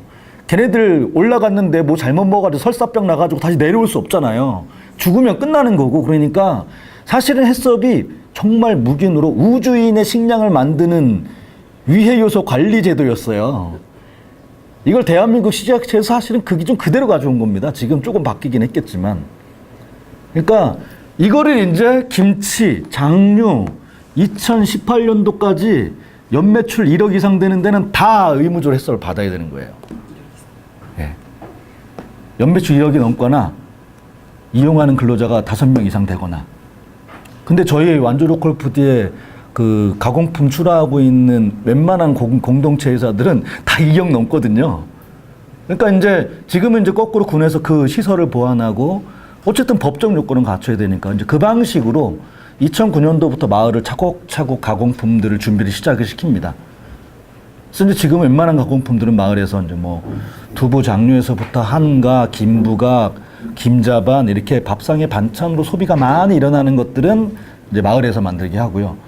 근데 이제 그렇게 하다 보니까 아마 괴산도 그런 동네가 많을 텐데요. 완주도 산촌 지역이 많다 보니까 어떤 동네는 가면 공장 허가 자체가 안 나요. 온 동네가 산림보호구역이야. 온 동네가 농업보호구역이고 해필 또 우리 동네는 문화재가 옆에 있네. 그러면 이제 문화재가 있는 곳에서 반경 일정 세트에서 공장 못 짓거든요. 제한이 돼요. 그러니까 이제 억울하잖아요. 이 마을 분들은. 나도 우리도 해보고 싶은데 옆마을처럼. 거기에다 또 이제 완주가 그 2009년 접어들면서 도시민 유치 지원 정책을 활발하게 벌이면서 제법 귀농귀촌자들이 조금씩 들어오시게 됩니다. 근데 귀농귀촌자들이 마을회사에 끼기가 되게 어렵잖아요. 정말 그런 분들은 가능합니다. 딱 첫 만남에 이장님하고 형님 동생 트고 얼굴이 두꺼워서 동네 분들하고 잘 섞이는 분들을 제외하고서는 웬만해서는 시골 마을에 마을 공동체 회사를 만드는데 참여해서 그 공간에서 뭘 역할을 하기가 쉽지 않은 구조거든요. 그래서 이제 뭐 이런 민원들이 발생을 하기 시작합니다. 그래서 이제 2010년도에 어떤 정책을 만들게 되냐면 그 처음 명칭은 농민 거점 가공센터예요. 그러니까 농민이 가공하는 거점 센터를 만드는 겁니다. 그러니까 육개면이 있으면 육개면 중심지 접근성이 가장 좋은 곳에 100평짜리 공장을 짓는 겁니다. 그래서 이건 농업인들이 공동으로 이용할 수 있는. 그래서 시설도 한 품목을 생산하기 위한 그런 가공센터가 아니고요. 이제 파일럿 시스템이라 그러죠. 뭐냐면 보통 식품연구소나 그 다음에 뭔가를 할 때 제품 개발할 때 시제품 생산하는 시설들 있죠. 그러니까 기계가 그러니까 다 따로 떨어져 있는 거죠. 분쇄하는 기계, 뭐 건조하는 기계, 슬라이스 치는 기계. 얘네들은 대부분 자동이 아니고 고장도 잘 안 납니다. 거의 반자동이기 때문에. 뭐 요런 기계들로 기계는 구성을 하는데 뭐 건식 가공실, 습식 가공실, 조리 가공실 대충 이름 들으니까 아시겠죠? 그러니까 조리 가공실에서는 찌지고 볶고 무치는 뭔가 뭐든지 다 됩니다. 반찬류에서부터 튀김류에서부터 빵까지 싹 다 못 만들어낼 게 없겠죠. 그리고 건식 가공실은 웬만한 기계를 다 갖다 놓는 거죠. 건조기, 그 다음에 뭐 이제 분쇄하는 거, 가루내는 거, 뭐 이런 것들, 환 만드는 거, 이런 것들 쭉 갖다 놓으면 되는 거죠. 습식 가공실은 이제 즙이나 액상, 뭐 주스류, 뭐 이런 것들. 근데 포장실은 이제 병충진기부터 파우치부터 왠가 포장 기계들을 종류별로 갖춰 놓는 거죠. 그리고 앞단에 세척실 놓고. 그러면 그 안에서 1000가지도 만들어낼 수 있습니다. 대량 생산이 아니기 때문에.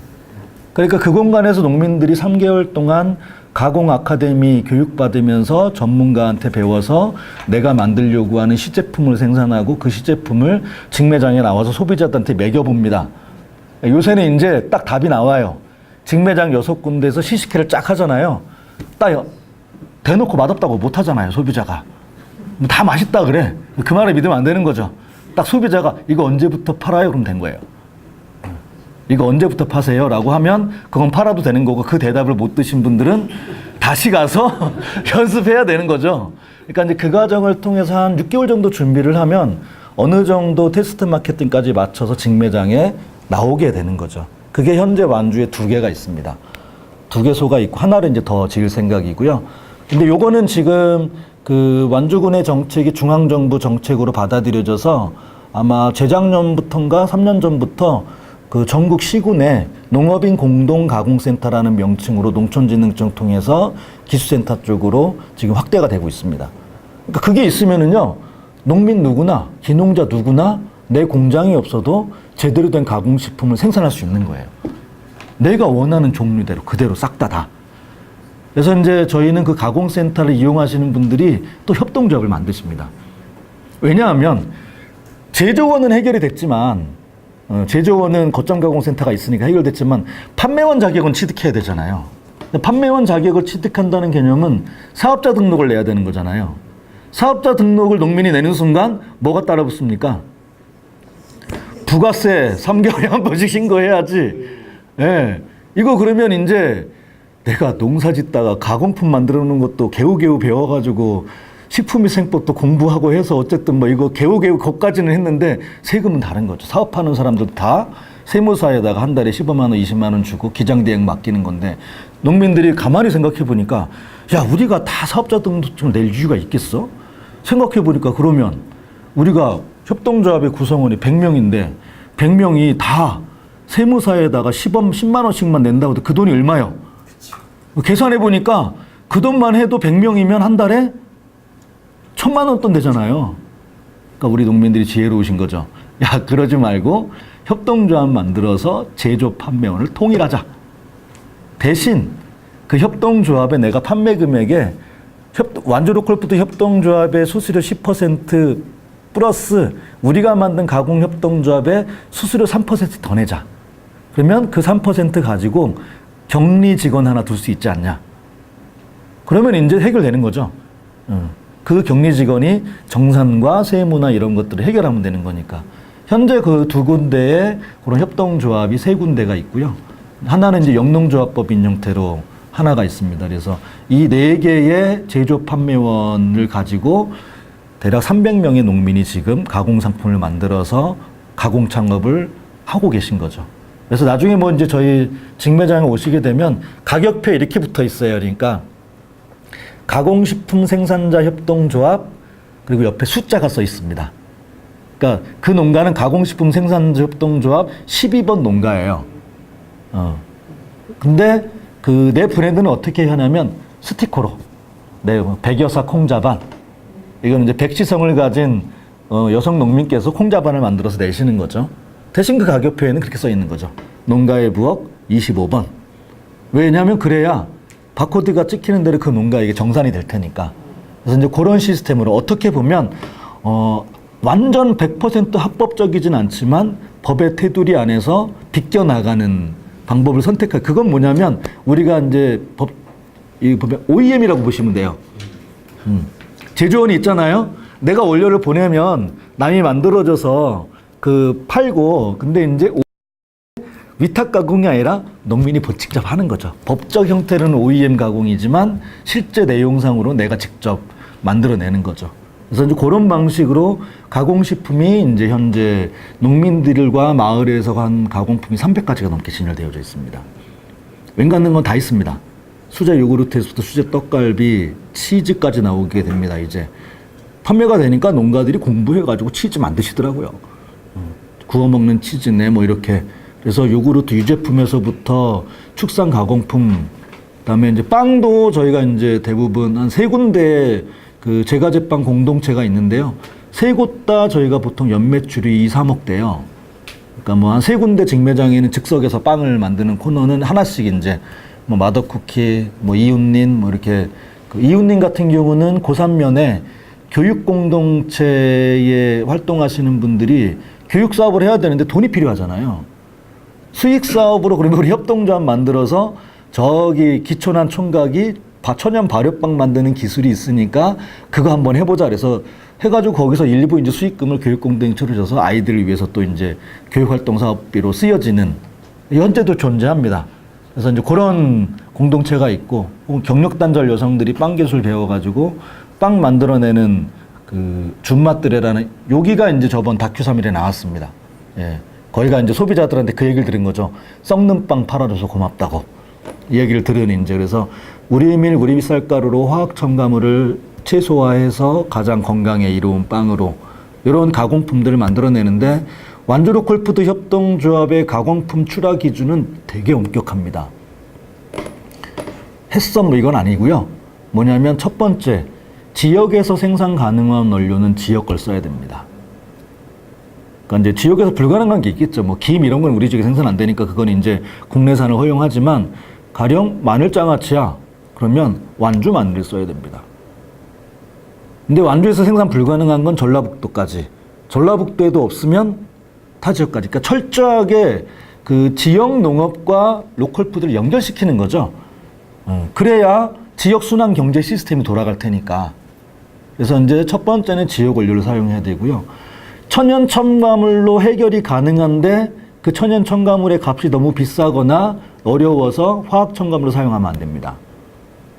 그러니까 예를 들어서 천연 무수구연산이 있고 합성구연산이 있을 거 아닙니까?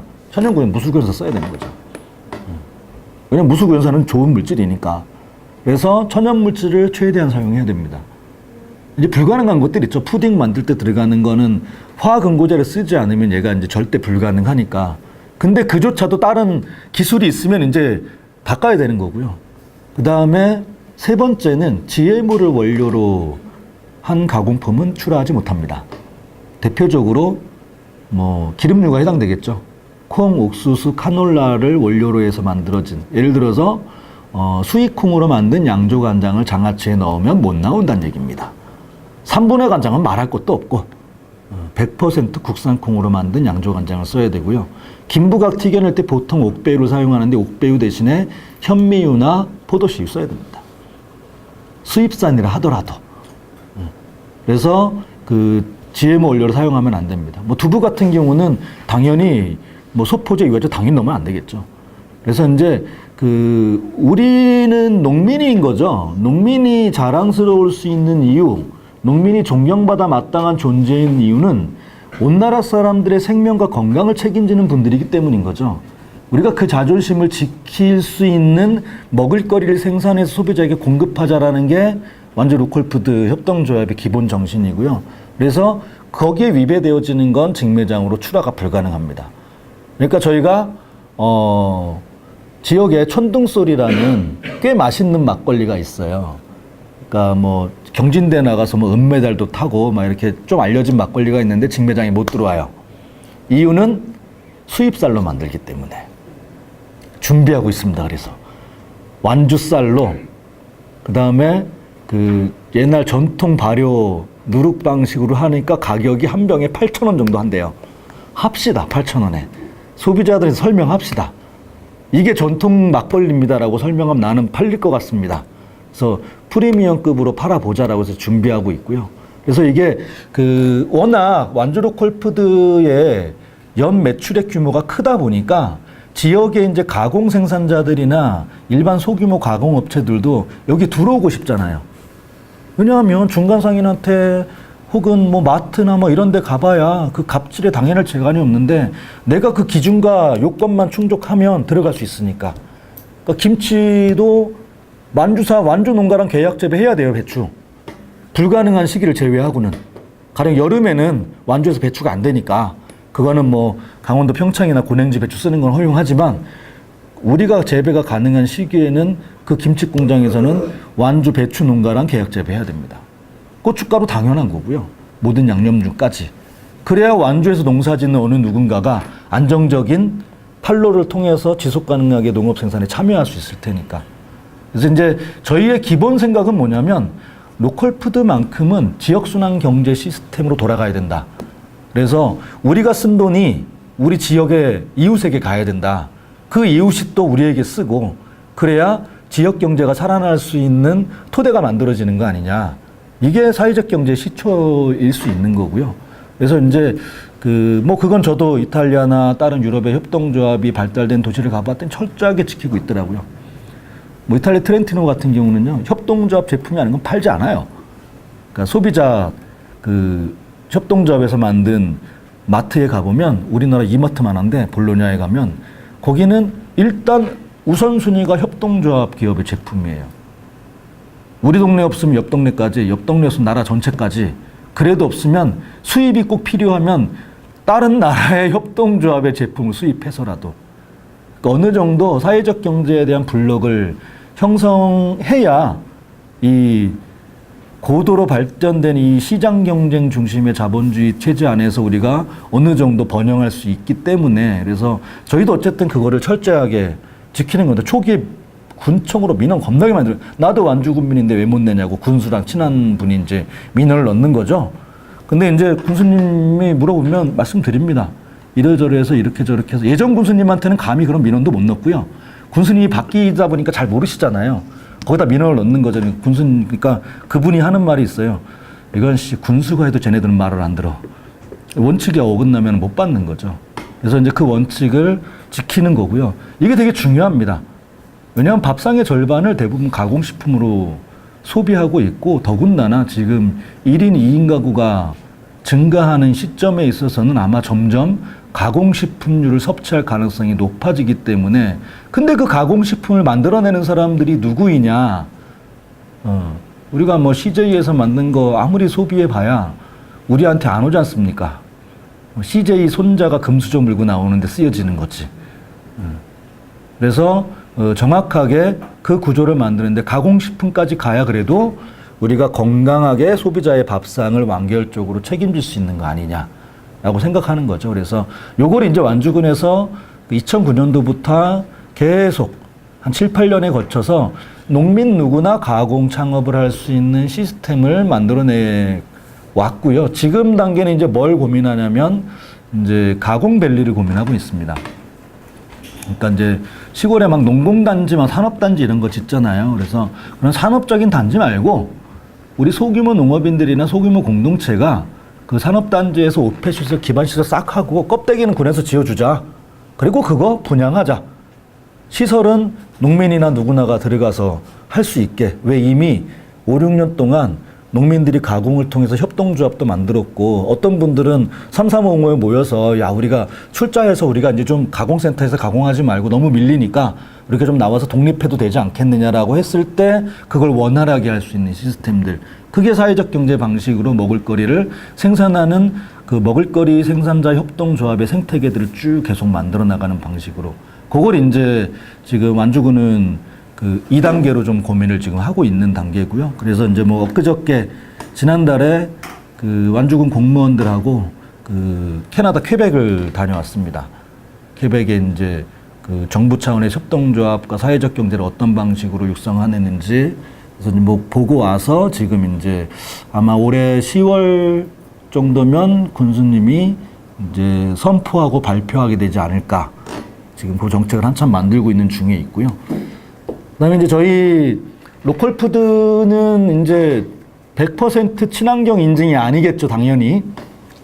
왜냐하면 뭐 300평 텃밭 농사 짓는 할머니가 유기농 인증을 받을 수도 없고 받으려고 노력하지도 않았을 거고. 그래서 이제 그 처음에 로컬푸드 시작했더니 소비자들이 로컬푸드는 다 친환경 인증인 줄 아신 거예요. 근데 와서 보니까 마크가 없거든. 그러니까 이거 친환경 아니에요. 그래서 친환경 인증을 안 받았지만 친환경 쪽으로 재배한 농산물입니다. 라고 설명하는 게 이제 저희가 설명하는 건데 그래도 소비자들 입장에서는 신뢰할 수 없잖아요. 그래서 이제 그 2012년도에 만들었던 제도가 로컬푸드 인증제를 시행을 하게 됩니다. 완주군에서 인증하는 거죠. 그래서 군수가 인증하는 겁니다. 왜냐하면 국가 인증은 받을 수가 없고 그걸 해줄 수 있는 보증할 수 인증이 없기 때문에 그래서 완주군에서 조례 만들고 전담부서를 기술해서 설치해서 그 품관원과 비슷한 동일한 검사 장비 들여놓고 전문가 계약직 공무원으로 채용해서 현재는 그 로컬푸드 인증을 받아야만 직매장에 출하를 할 수가 있습니다.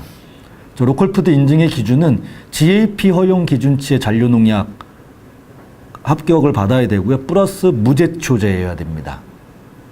그러니까 GAP는 제초제를 허용하죠. 0.05%까지는 잔류를 허용을 합니다. 근데 저희 로컬푸드 인증은 GAP 플러스 무제초제입니다.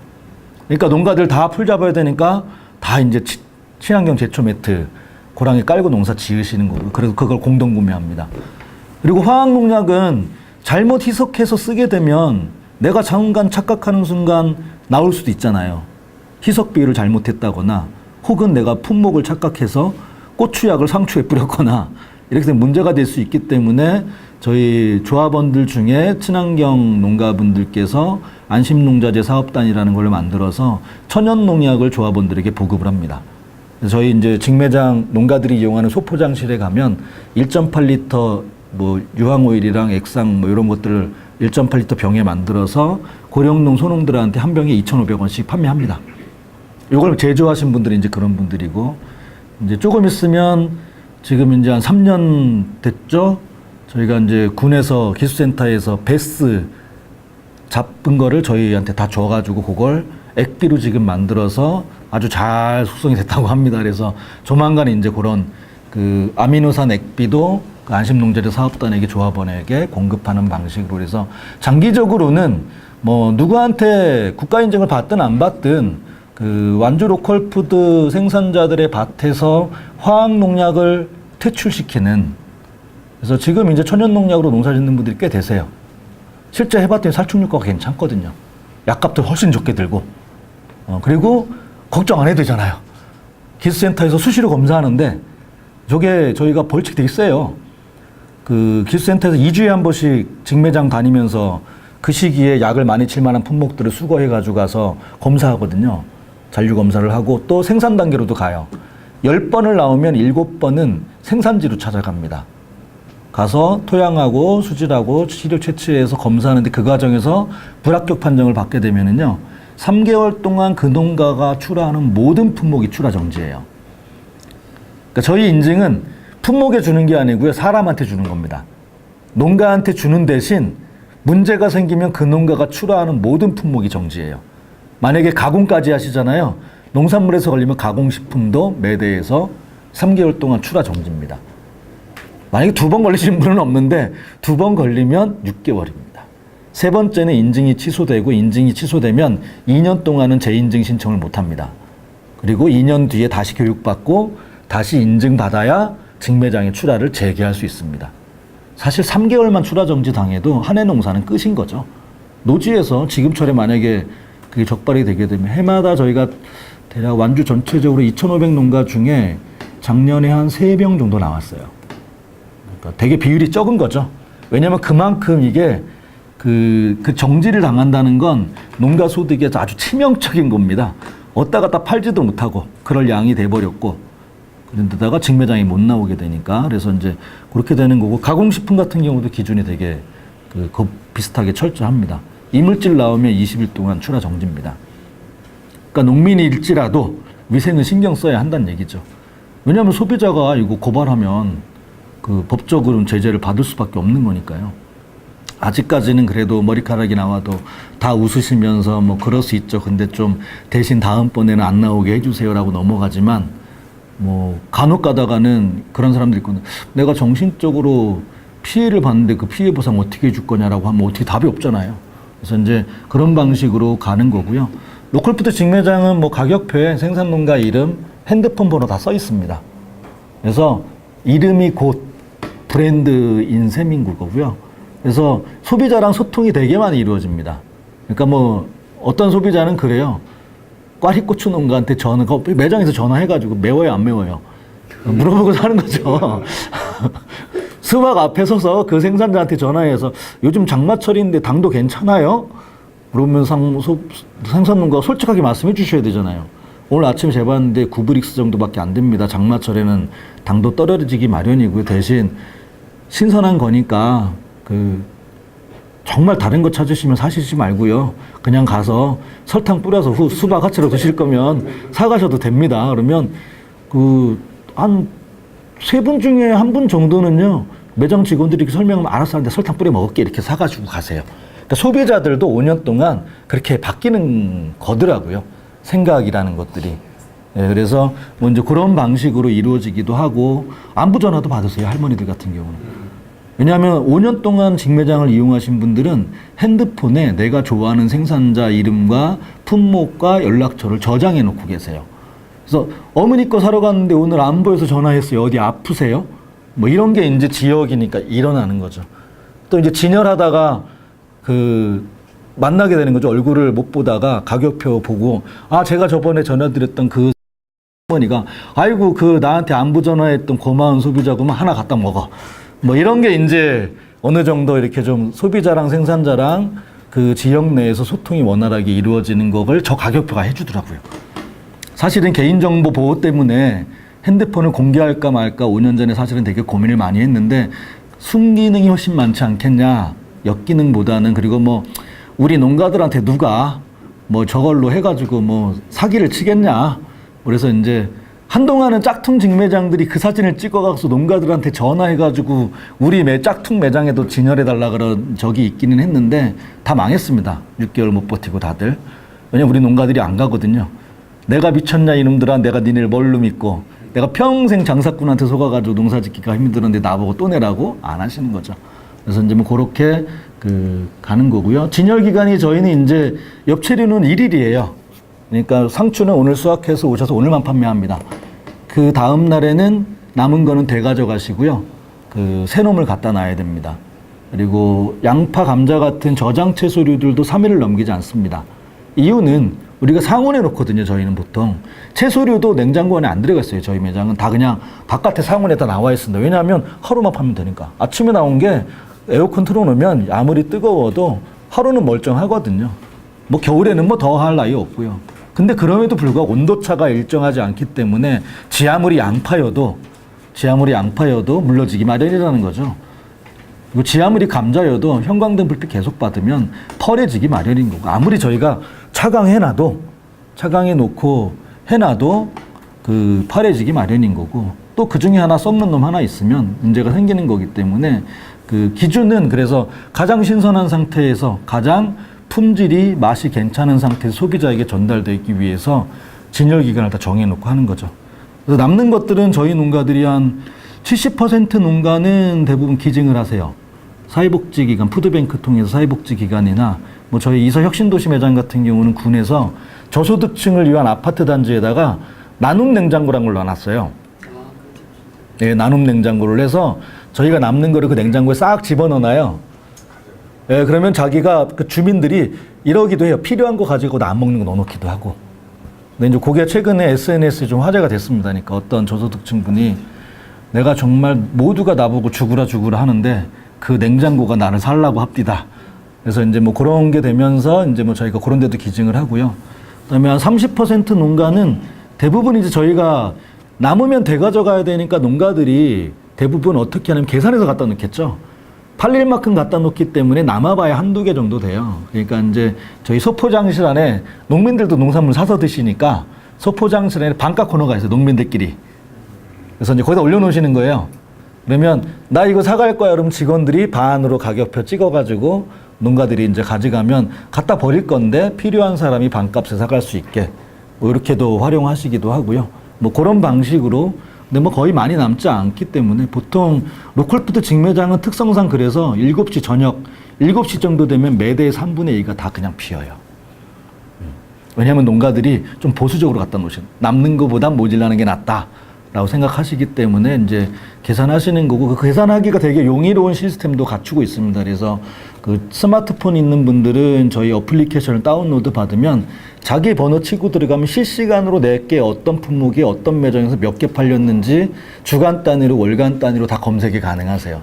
자기 거는. 할머니들은 스마트폰이 없으니까 저희가 자동으로 하루에 2번씩 문자 전송이 됩니다. 메시지로. 그러면 이제 저녁 때 온 게 그날 초항합이니까 그 문자 받으셔야 주무세요. 그 9시에 도착하거든요. 그러니까 매장 마감이 딱 끝나야 자동으로 포스에서 집계가 돼서 전송이 되기 때문에 오후 2시에는 다 핸드폰 쳐다보고 계시는 거죠. 그래서 이제 그렇게 전달해서 최대한 농가들이 계산해서 남지 않을 만큼 양을 정해서 가져올 수 있게, 또 그게 돼야 내가 내년도 다음 작기에 작부 체계를 잡는데 또 참고가 되기 때문에 그런 방식으로 운영이 되어지는 거고요. 저희가 뭐 인터넷 쇼핑몰도 운영을 하고 있습니다. 그래서 이거는 원래 애초에는 전국으로 뭐 쇼핑몰을 활성화하겠다고 해서 만들어졌던 게 아니라 그 직장 주부들이 요청을 되게 많이 하셨어요. 그러니까 퇴근하고 득달같이 달려와도 없는 게 너무 많다. 그래서 내가 살 걸 다 못 사가니까 내가 쇼핑몰에 만들어주면 주문하고 나 매장에서 수령해 갈게. 그러면 그 되지 않느냐 해서 시작을 하게 됐는데, 저희가 이제 두유 사업을 하면서 지금은 두유 때문에 이제 인터넷 마케팅을 좀 공격적으로 하고 있는 거고요. 뭐 이건 저희가 이제 주말마다 하는 농촌 체험 투어입니다. 그래서 이건 그 해마다 1월 달까지 모든 전 조합원들 중에, 농가들 중에 체험 투어, 체험 농장 사업에 참여하실 분들을 신청을 받습니다. 그럼 뭐 이제 뭐 나는 8월 달에 포도나무 분양할 수 있어. 나는 뭐 10월 달에 고구마 캐서 구워 먹는 거 해볼 수 있어. 나는 뭐 뱃따기 할 수 있어. 나는 뭐 파프리카, 토마토, 웬만한 건 다 할 수 있잖아요. 그래서 이제 감자 캐기도 할 수 있고, 그래서 이제 그거를 신청을 해주신 걸 가지고 저희가 하루짜리 프로그램을 만듭니다. 그리고 소비자들을 저희가 모아서 관광차에 태워서 교육도 하는 거죠.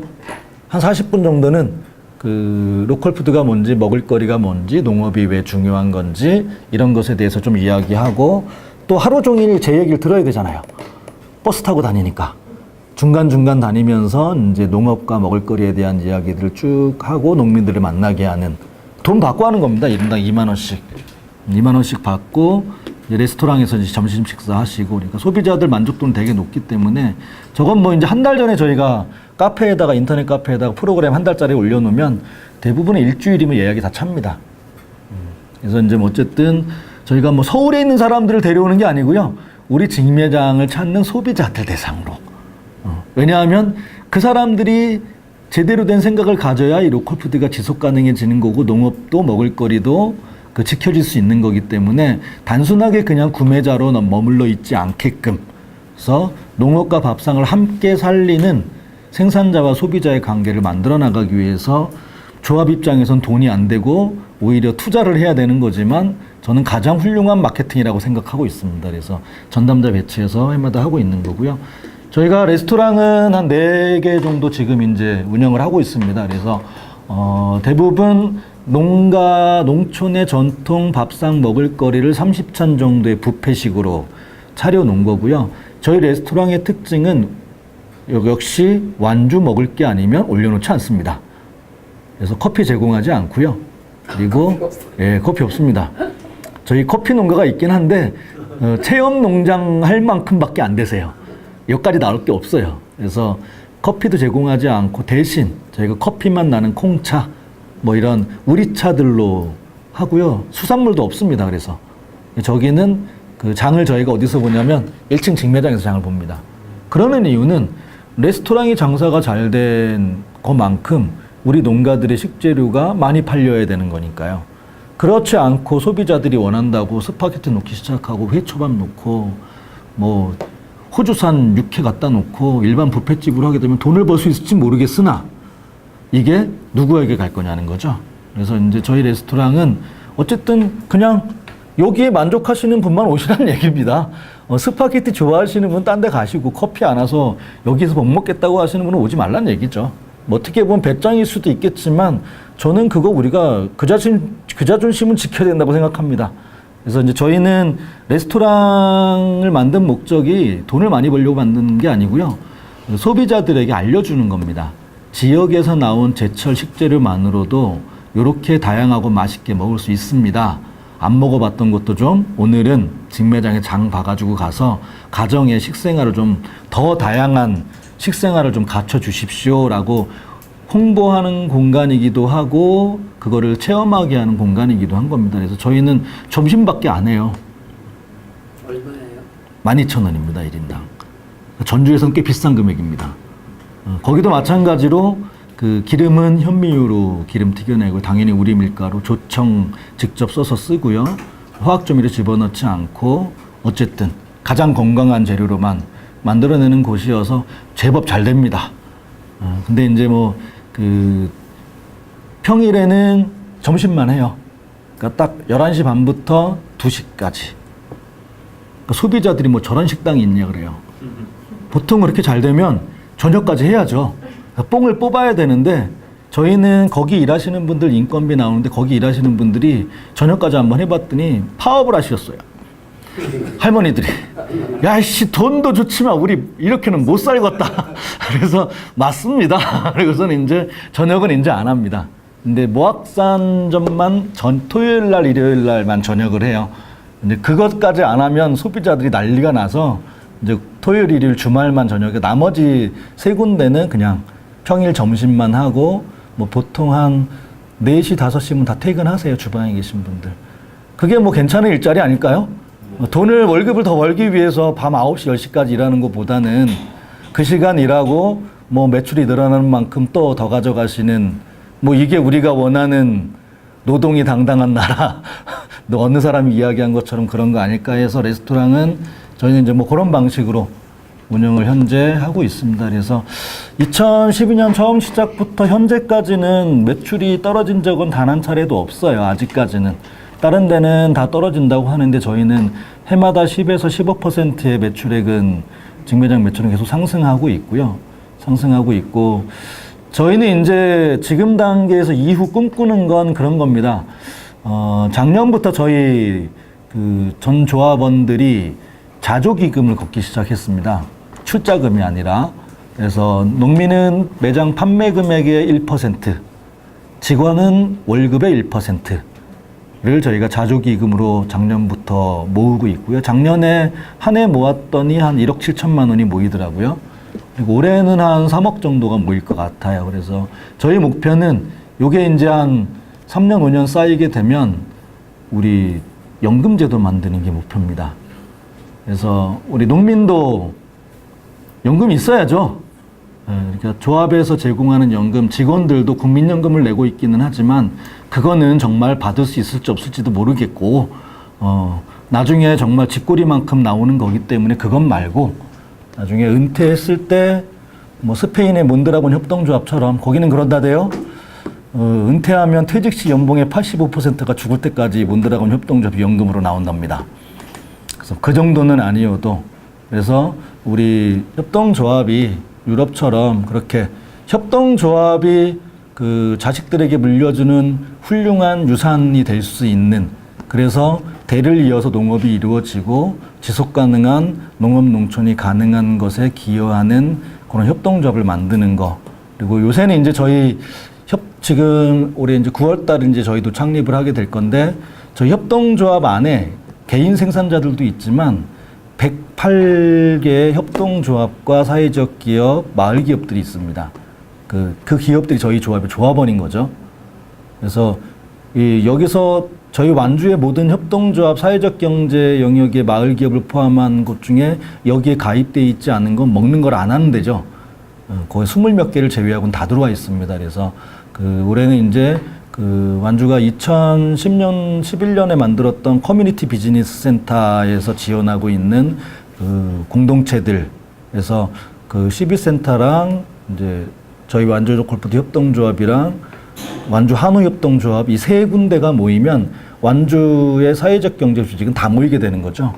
그래서 이제 올해 9월에는 완주의 사회적 경제 네트워크를 이제 좀 만들어서 이제 본격적으로 현재까지 쌓여졌던 기반을 가지고 사회적 경제 생태계가 가장 잘 구축되어져 있으면서 주민들이 그 방식으로 뭔가를 하려고 했을 때 얼마든지 해볼 수 있는 그래서 이제 행정하고는 지금 기금을 어떻게 조성할 거냐 지금 현재 완주군에서 준비하고 있어요. 112 사회소통기금이라고 이제 뭐 공무원들도 10,000원씩 내고요. 기업체들도 후원하고 있고 그래서 이제 그런 기금 플러스 이제 뭐 모르겠습니다. 새 정부에서 기금법에 대한 법 제도 정비를 해보겠다고 한다고 하니까 현재 현행법상으로는 사회적 기금을 만들어서 지자체가 참여해서 하기가 쉽지 않거든요.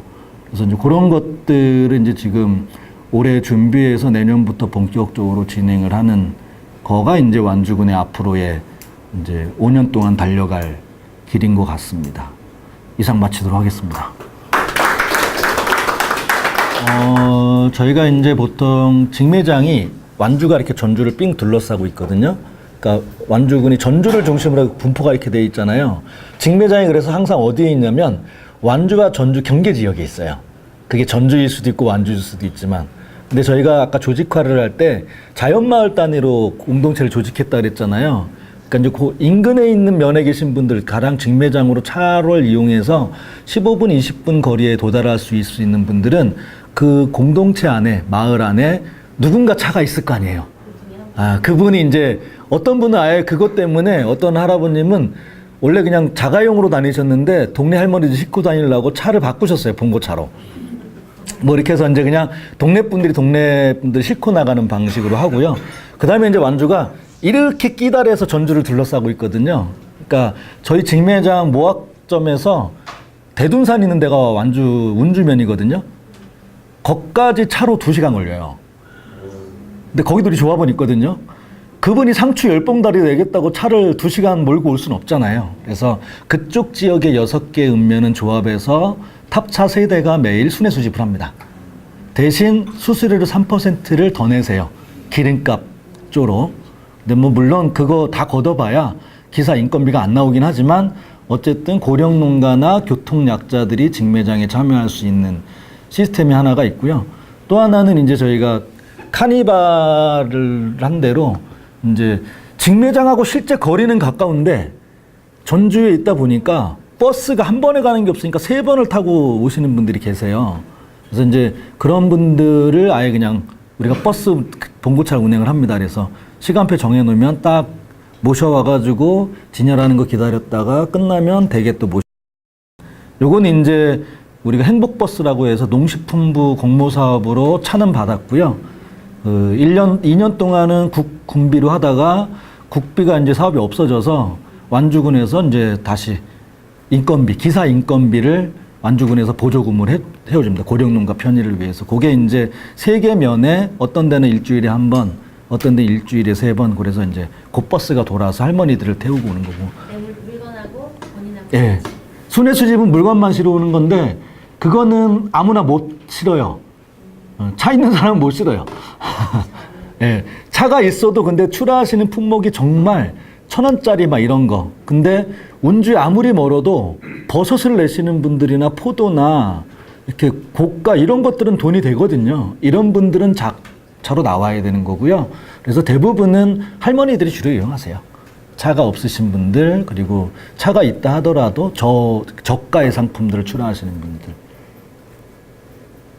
저희가 그거에 들어가는 돈이 순회 수집하는데 연간 한 1억 정도가. 그게 제일 문제. 예. 관리 비용이 전체 매출의 10%를 갖고 운영한다고 보시면 돼요.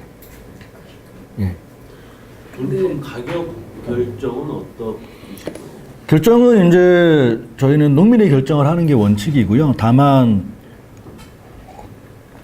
우리 조합의 이제 기획생산팀과 매장 직원들이 시장 조사나 가격 조사를 해서 뭐 이제 어느 정도의 가이드가 되는 상품 기준으로 이 정도가 적정한 가격일 것 같습니다라는 거를 제시를 하고요. 이제 상추나 엽채류 같은 경우는 저희는 연중 균일가예요. 네. 상추는 1년 내내 200g에 1,000원이에요. 그러니까 지금은 경매가보다 저희 매장의 상추값이 싸요. 경락가보다. 그래서 5개밖에 못 사가게 하는 거예요. 안 그러면 식당 하시는 분들이 와가지고 막 다 사가거든요. 그래서 현재는 상추가 지금 겨울에도 마찬가지고, 근데 저희는 쌀 때도 그 가격을 받습니다. 그래서 5년째 상추나 이런 거는 1년 내내 균일가로 가고 있는 품목들이 꽤 돼요. 그래서 뭐 이제 시금치도 작년에 금치였잖아요. 명절 때. 저희는 1,500원 팔았어요. 그러니까 이제 그게 소비자들이 체감하는, 이게 로컬푸드구나. 농가의 생산비를 보장을 소비자가 해주는 만큼 농가도 세상 물가가 올랐을 때 배신 땡기지 않고 나에게 득이 되는 경제적 만족감을 주는구나라는 게 이제 그렇게 이제 그래서 기본 전략은 그렇게 균일가가 가능한 품목들은 생산비를 따져서 균일가 정책으로 계속 가는 게 저희 방향이고요. 근데 과일 같은 경우는 좀 불가능하더라고요. 과일 같은 경우는 과수도 틀리고 그다음에 품종도 되게 다양하고 당도, 산도, 경도 뭐 이게 균이 워낙 많아서 그걸 균이라 깔 수 없어서 그거는 저희가 뭐 딸기나 복숭아나 포도나 이런 것들은 조합 내 그 생산자 그분들은 거의 그 품목만 전문적으로 하시는 분들이기 때문에 그분들끼리 장목회를 구성하고 그분들끼리 대의원이 있어요. 그러니까 이제 그 농가 수에 따라서 그래서 그 장목회에서 보통은 딸기 같은 경우는 일주일에 한 번 가격을 정하세요. 상중하 나눠서 그람 수대로 크기별로. 그래서 상중하 나눠서 가격을 일주일에 한 번 정하면 모든 딸기 농가는 그 가격으로 일주일 동안 시장 가격이 오르든 내리든 쭉 가는 겁니다. 뭐 간혹 가다가 실수하시면 명절 앞두고서는 경매가보다 싸게 정하실 때가 있어요. 그런데 이제 어쨌든 그래도 나오셔야 됩니다. 안 나오면 거기에 규칙을 정해놨어요. 만약에 원래 이렇게 정해놓거든요. 평일에는 1kg짜리 몇 개, 2kg짜리 몇 개, 주말에는 1kg짜리 몇 개, 이게 기본 쿼터예요. 무조건 안정적으로 진열한다. 이게 생산자에서 정한 건데 시장 가격이 갑자기 뛰었다고 배신 땡기고 권리 가잖아요. 서로 다 알 거 아니에요. 바로 회의 열립니다. 출하 정지 30일. 일주일 동안 안 나오잖아요. 심한 경우는 제명도 시켜요. 당신은 로컬푸드 생산자들 자격이 없는 사람입니다. 그냥 시장에서 놓으십시오. 뭐 이렇게 이제 그렇게 품목마다 생산자 회에서 출하하는 양도 정하고요. 워낙에 많을 경우에는 그래서 블루베리도 마찬가지고 그래서 서로 6개 매장을 공유할 수 있는 쿼터제가 시행되기도 하고요. 가격도 그렇게 방식을 정해서 진행을 하는데 거기에 매장 직원들이 한 명씩 껴있죠. 그래서 이제 농가들이 워낙 잘 알기도 하시지만 또 인터넷으로 매장 직원들이 알아볼 수 있는 정보로 해서 상의해가지고 일주일 전에 이제 쭉 공조, 다음 주에는 이 가격으로 가시게요라고 해서 이제 그런 방식으로 가격 정책은 가고 있습니다.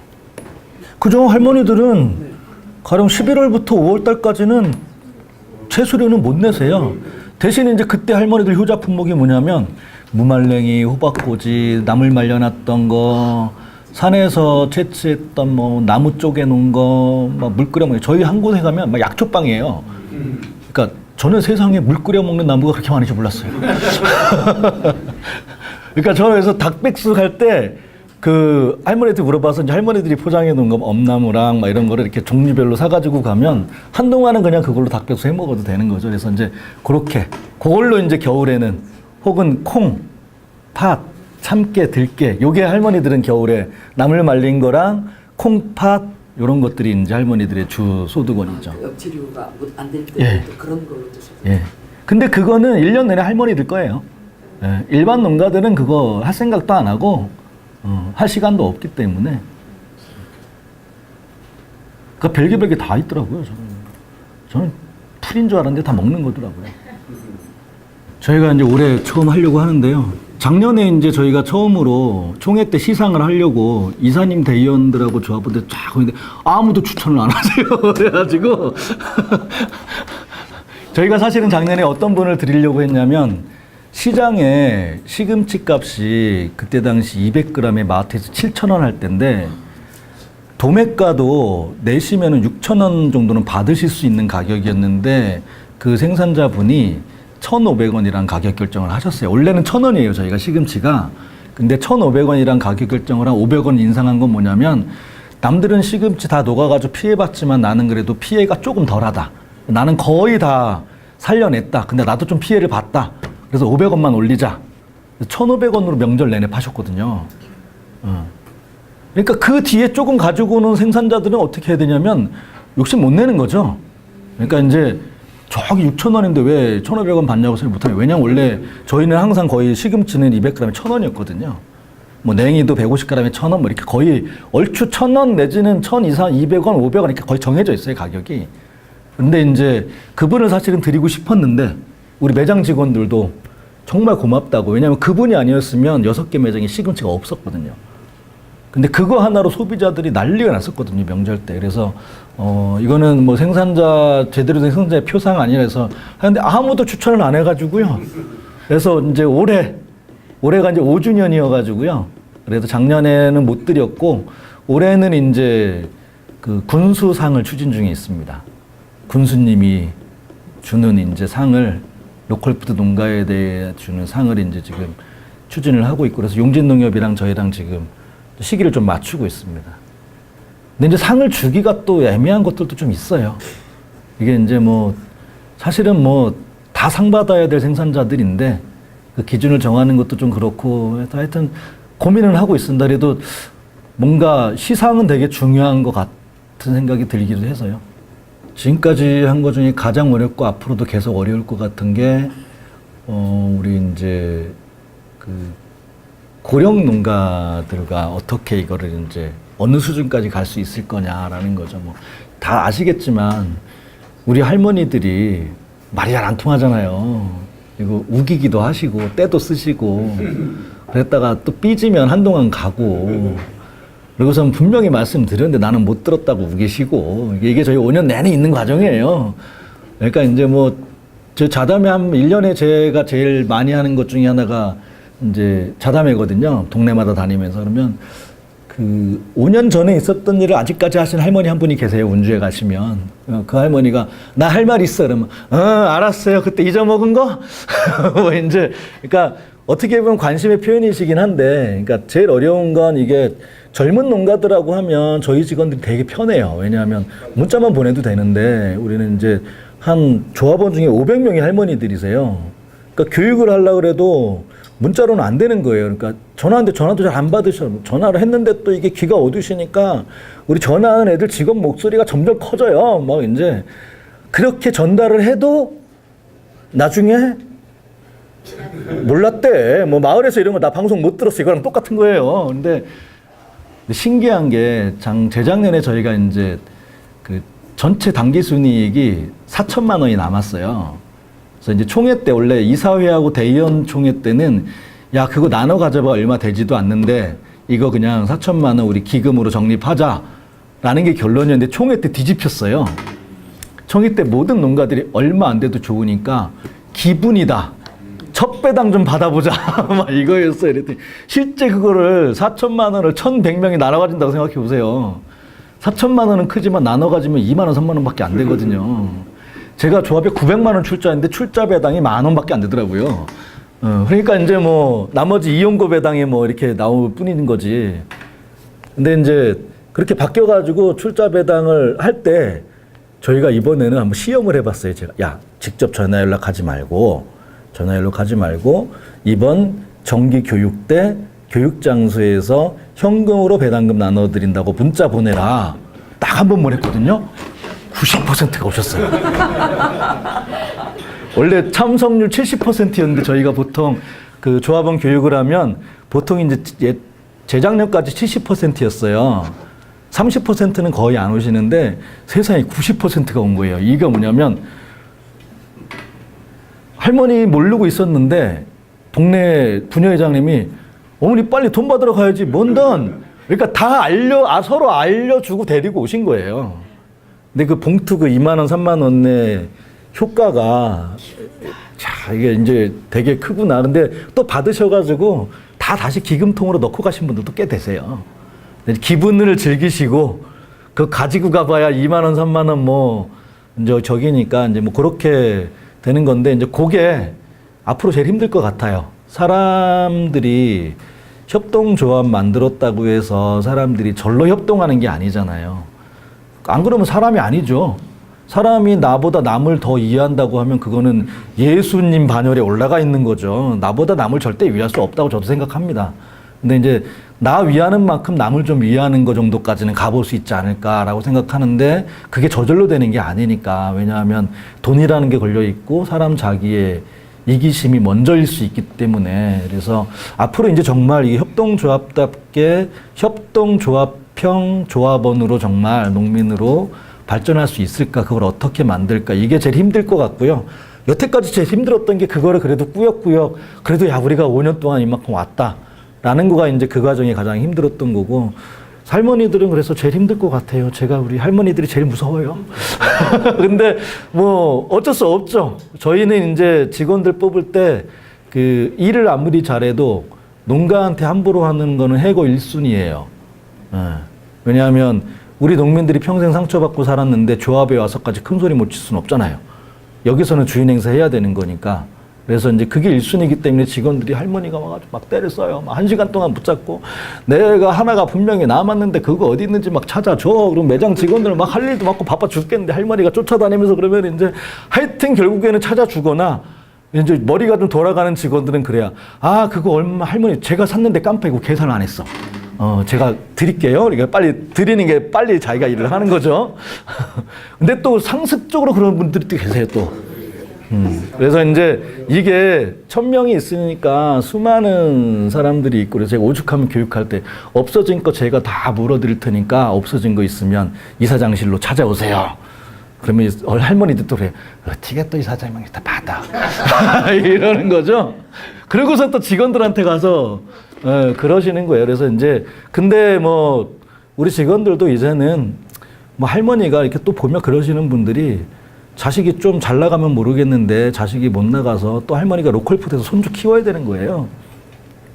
그래서 이제 뭐 그런 분들이 점점 이렇게 좀 그 어떻게 보면 그렇게라도 해야 뭔가 손주한테 과자라도 사줄 수 있으니까 이제 그런 마음들이 다들 이제 5년 동안 이해가 가니까 뭐 이제 그 숫자가 또 많지는 않으니까 우리 총무회계 팀도 그래서 하루에 절반 일과가 정산하고 나면 수요일 날 딱 정산하잖아요. 목요일 날은 할머니들하고 통장 맞추는 게 일이에요. 왜냐하면 젊은 농가들은 그냥 이거로 다 아는데 할머니들은 당신이 쓴 장부와 이게 통장에 들어온 거랑 계산이 안 맞아. 왜냐면 거기다 또 자조금 1%도 빼고 들어가잖아요. 그러니까 한동안은 1%가 뼈, 돈이 계속. 이것 때문에 또 한동안은 또 500명이니까 500명이 이해 가게끔 설명하는데 6개월 걸리더라고요.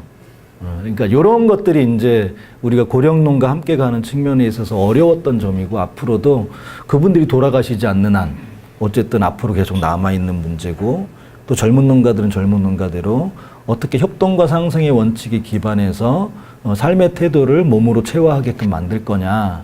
그래서 교육도 강화하고 있긴 하지만 교육이 사람을 바꾸진 않잖아요, 사실은. 저는 교육이 사람을 바꾼다고 생각하지 않습니다. 사람을 바꾸는 건 시스템이라고 생각하는 사람이기 때문에 교육도 물론 영향이 있겠지만 교육과 그것에 걸맞는 바뀔 수밖에 없는 시스템이 작동이 돼야 저는 사람이 바뀐다고 생각하기 때문에 그 교육과 그 시스템을 어떻게 만들어 갈 거냐가 이제 주요 과제라고 볼 수 있는 거죠. 얘기 잘 들었습니다. 네, 수고하셨습니다.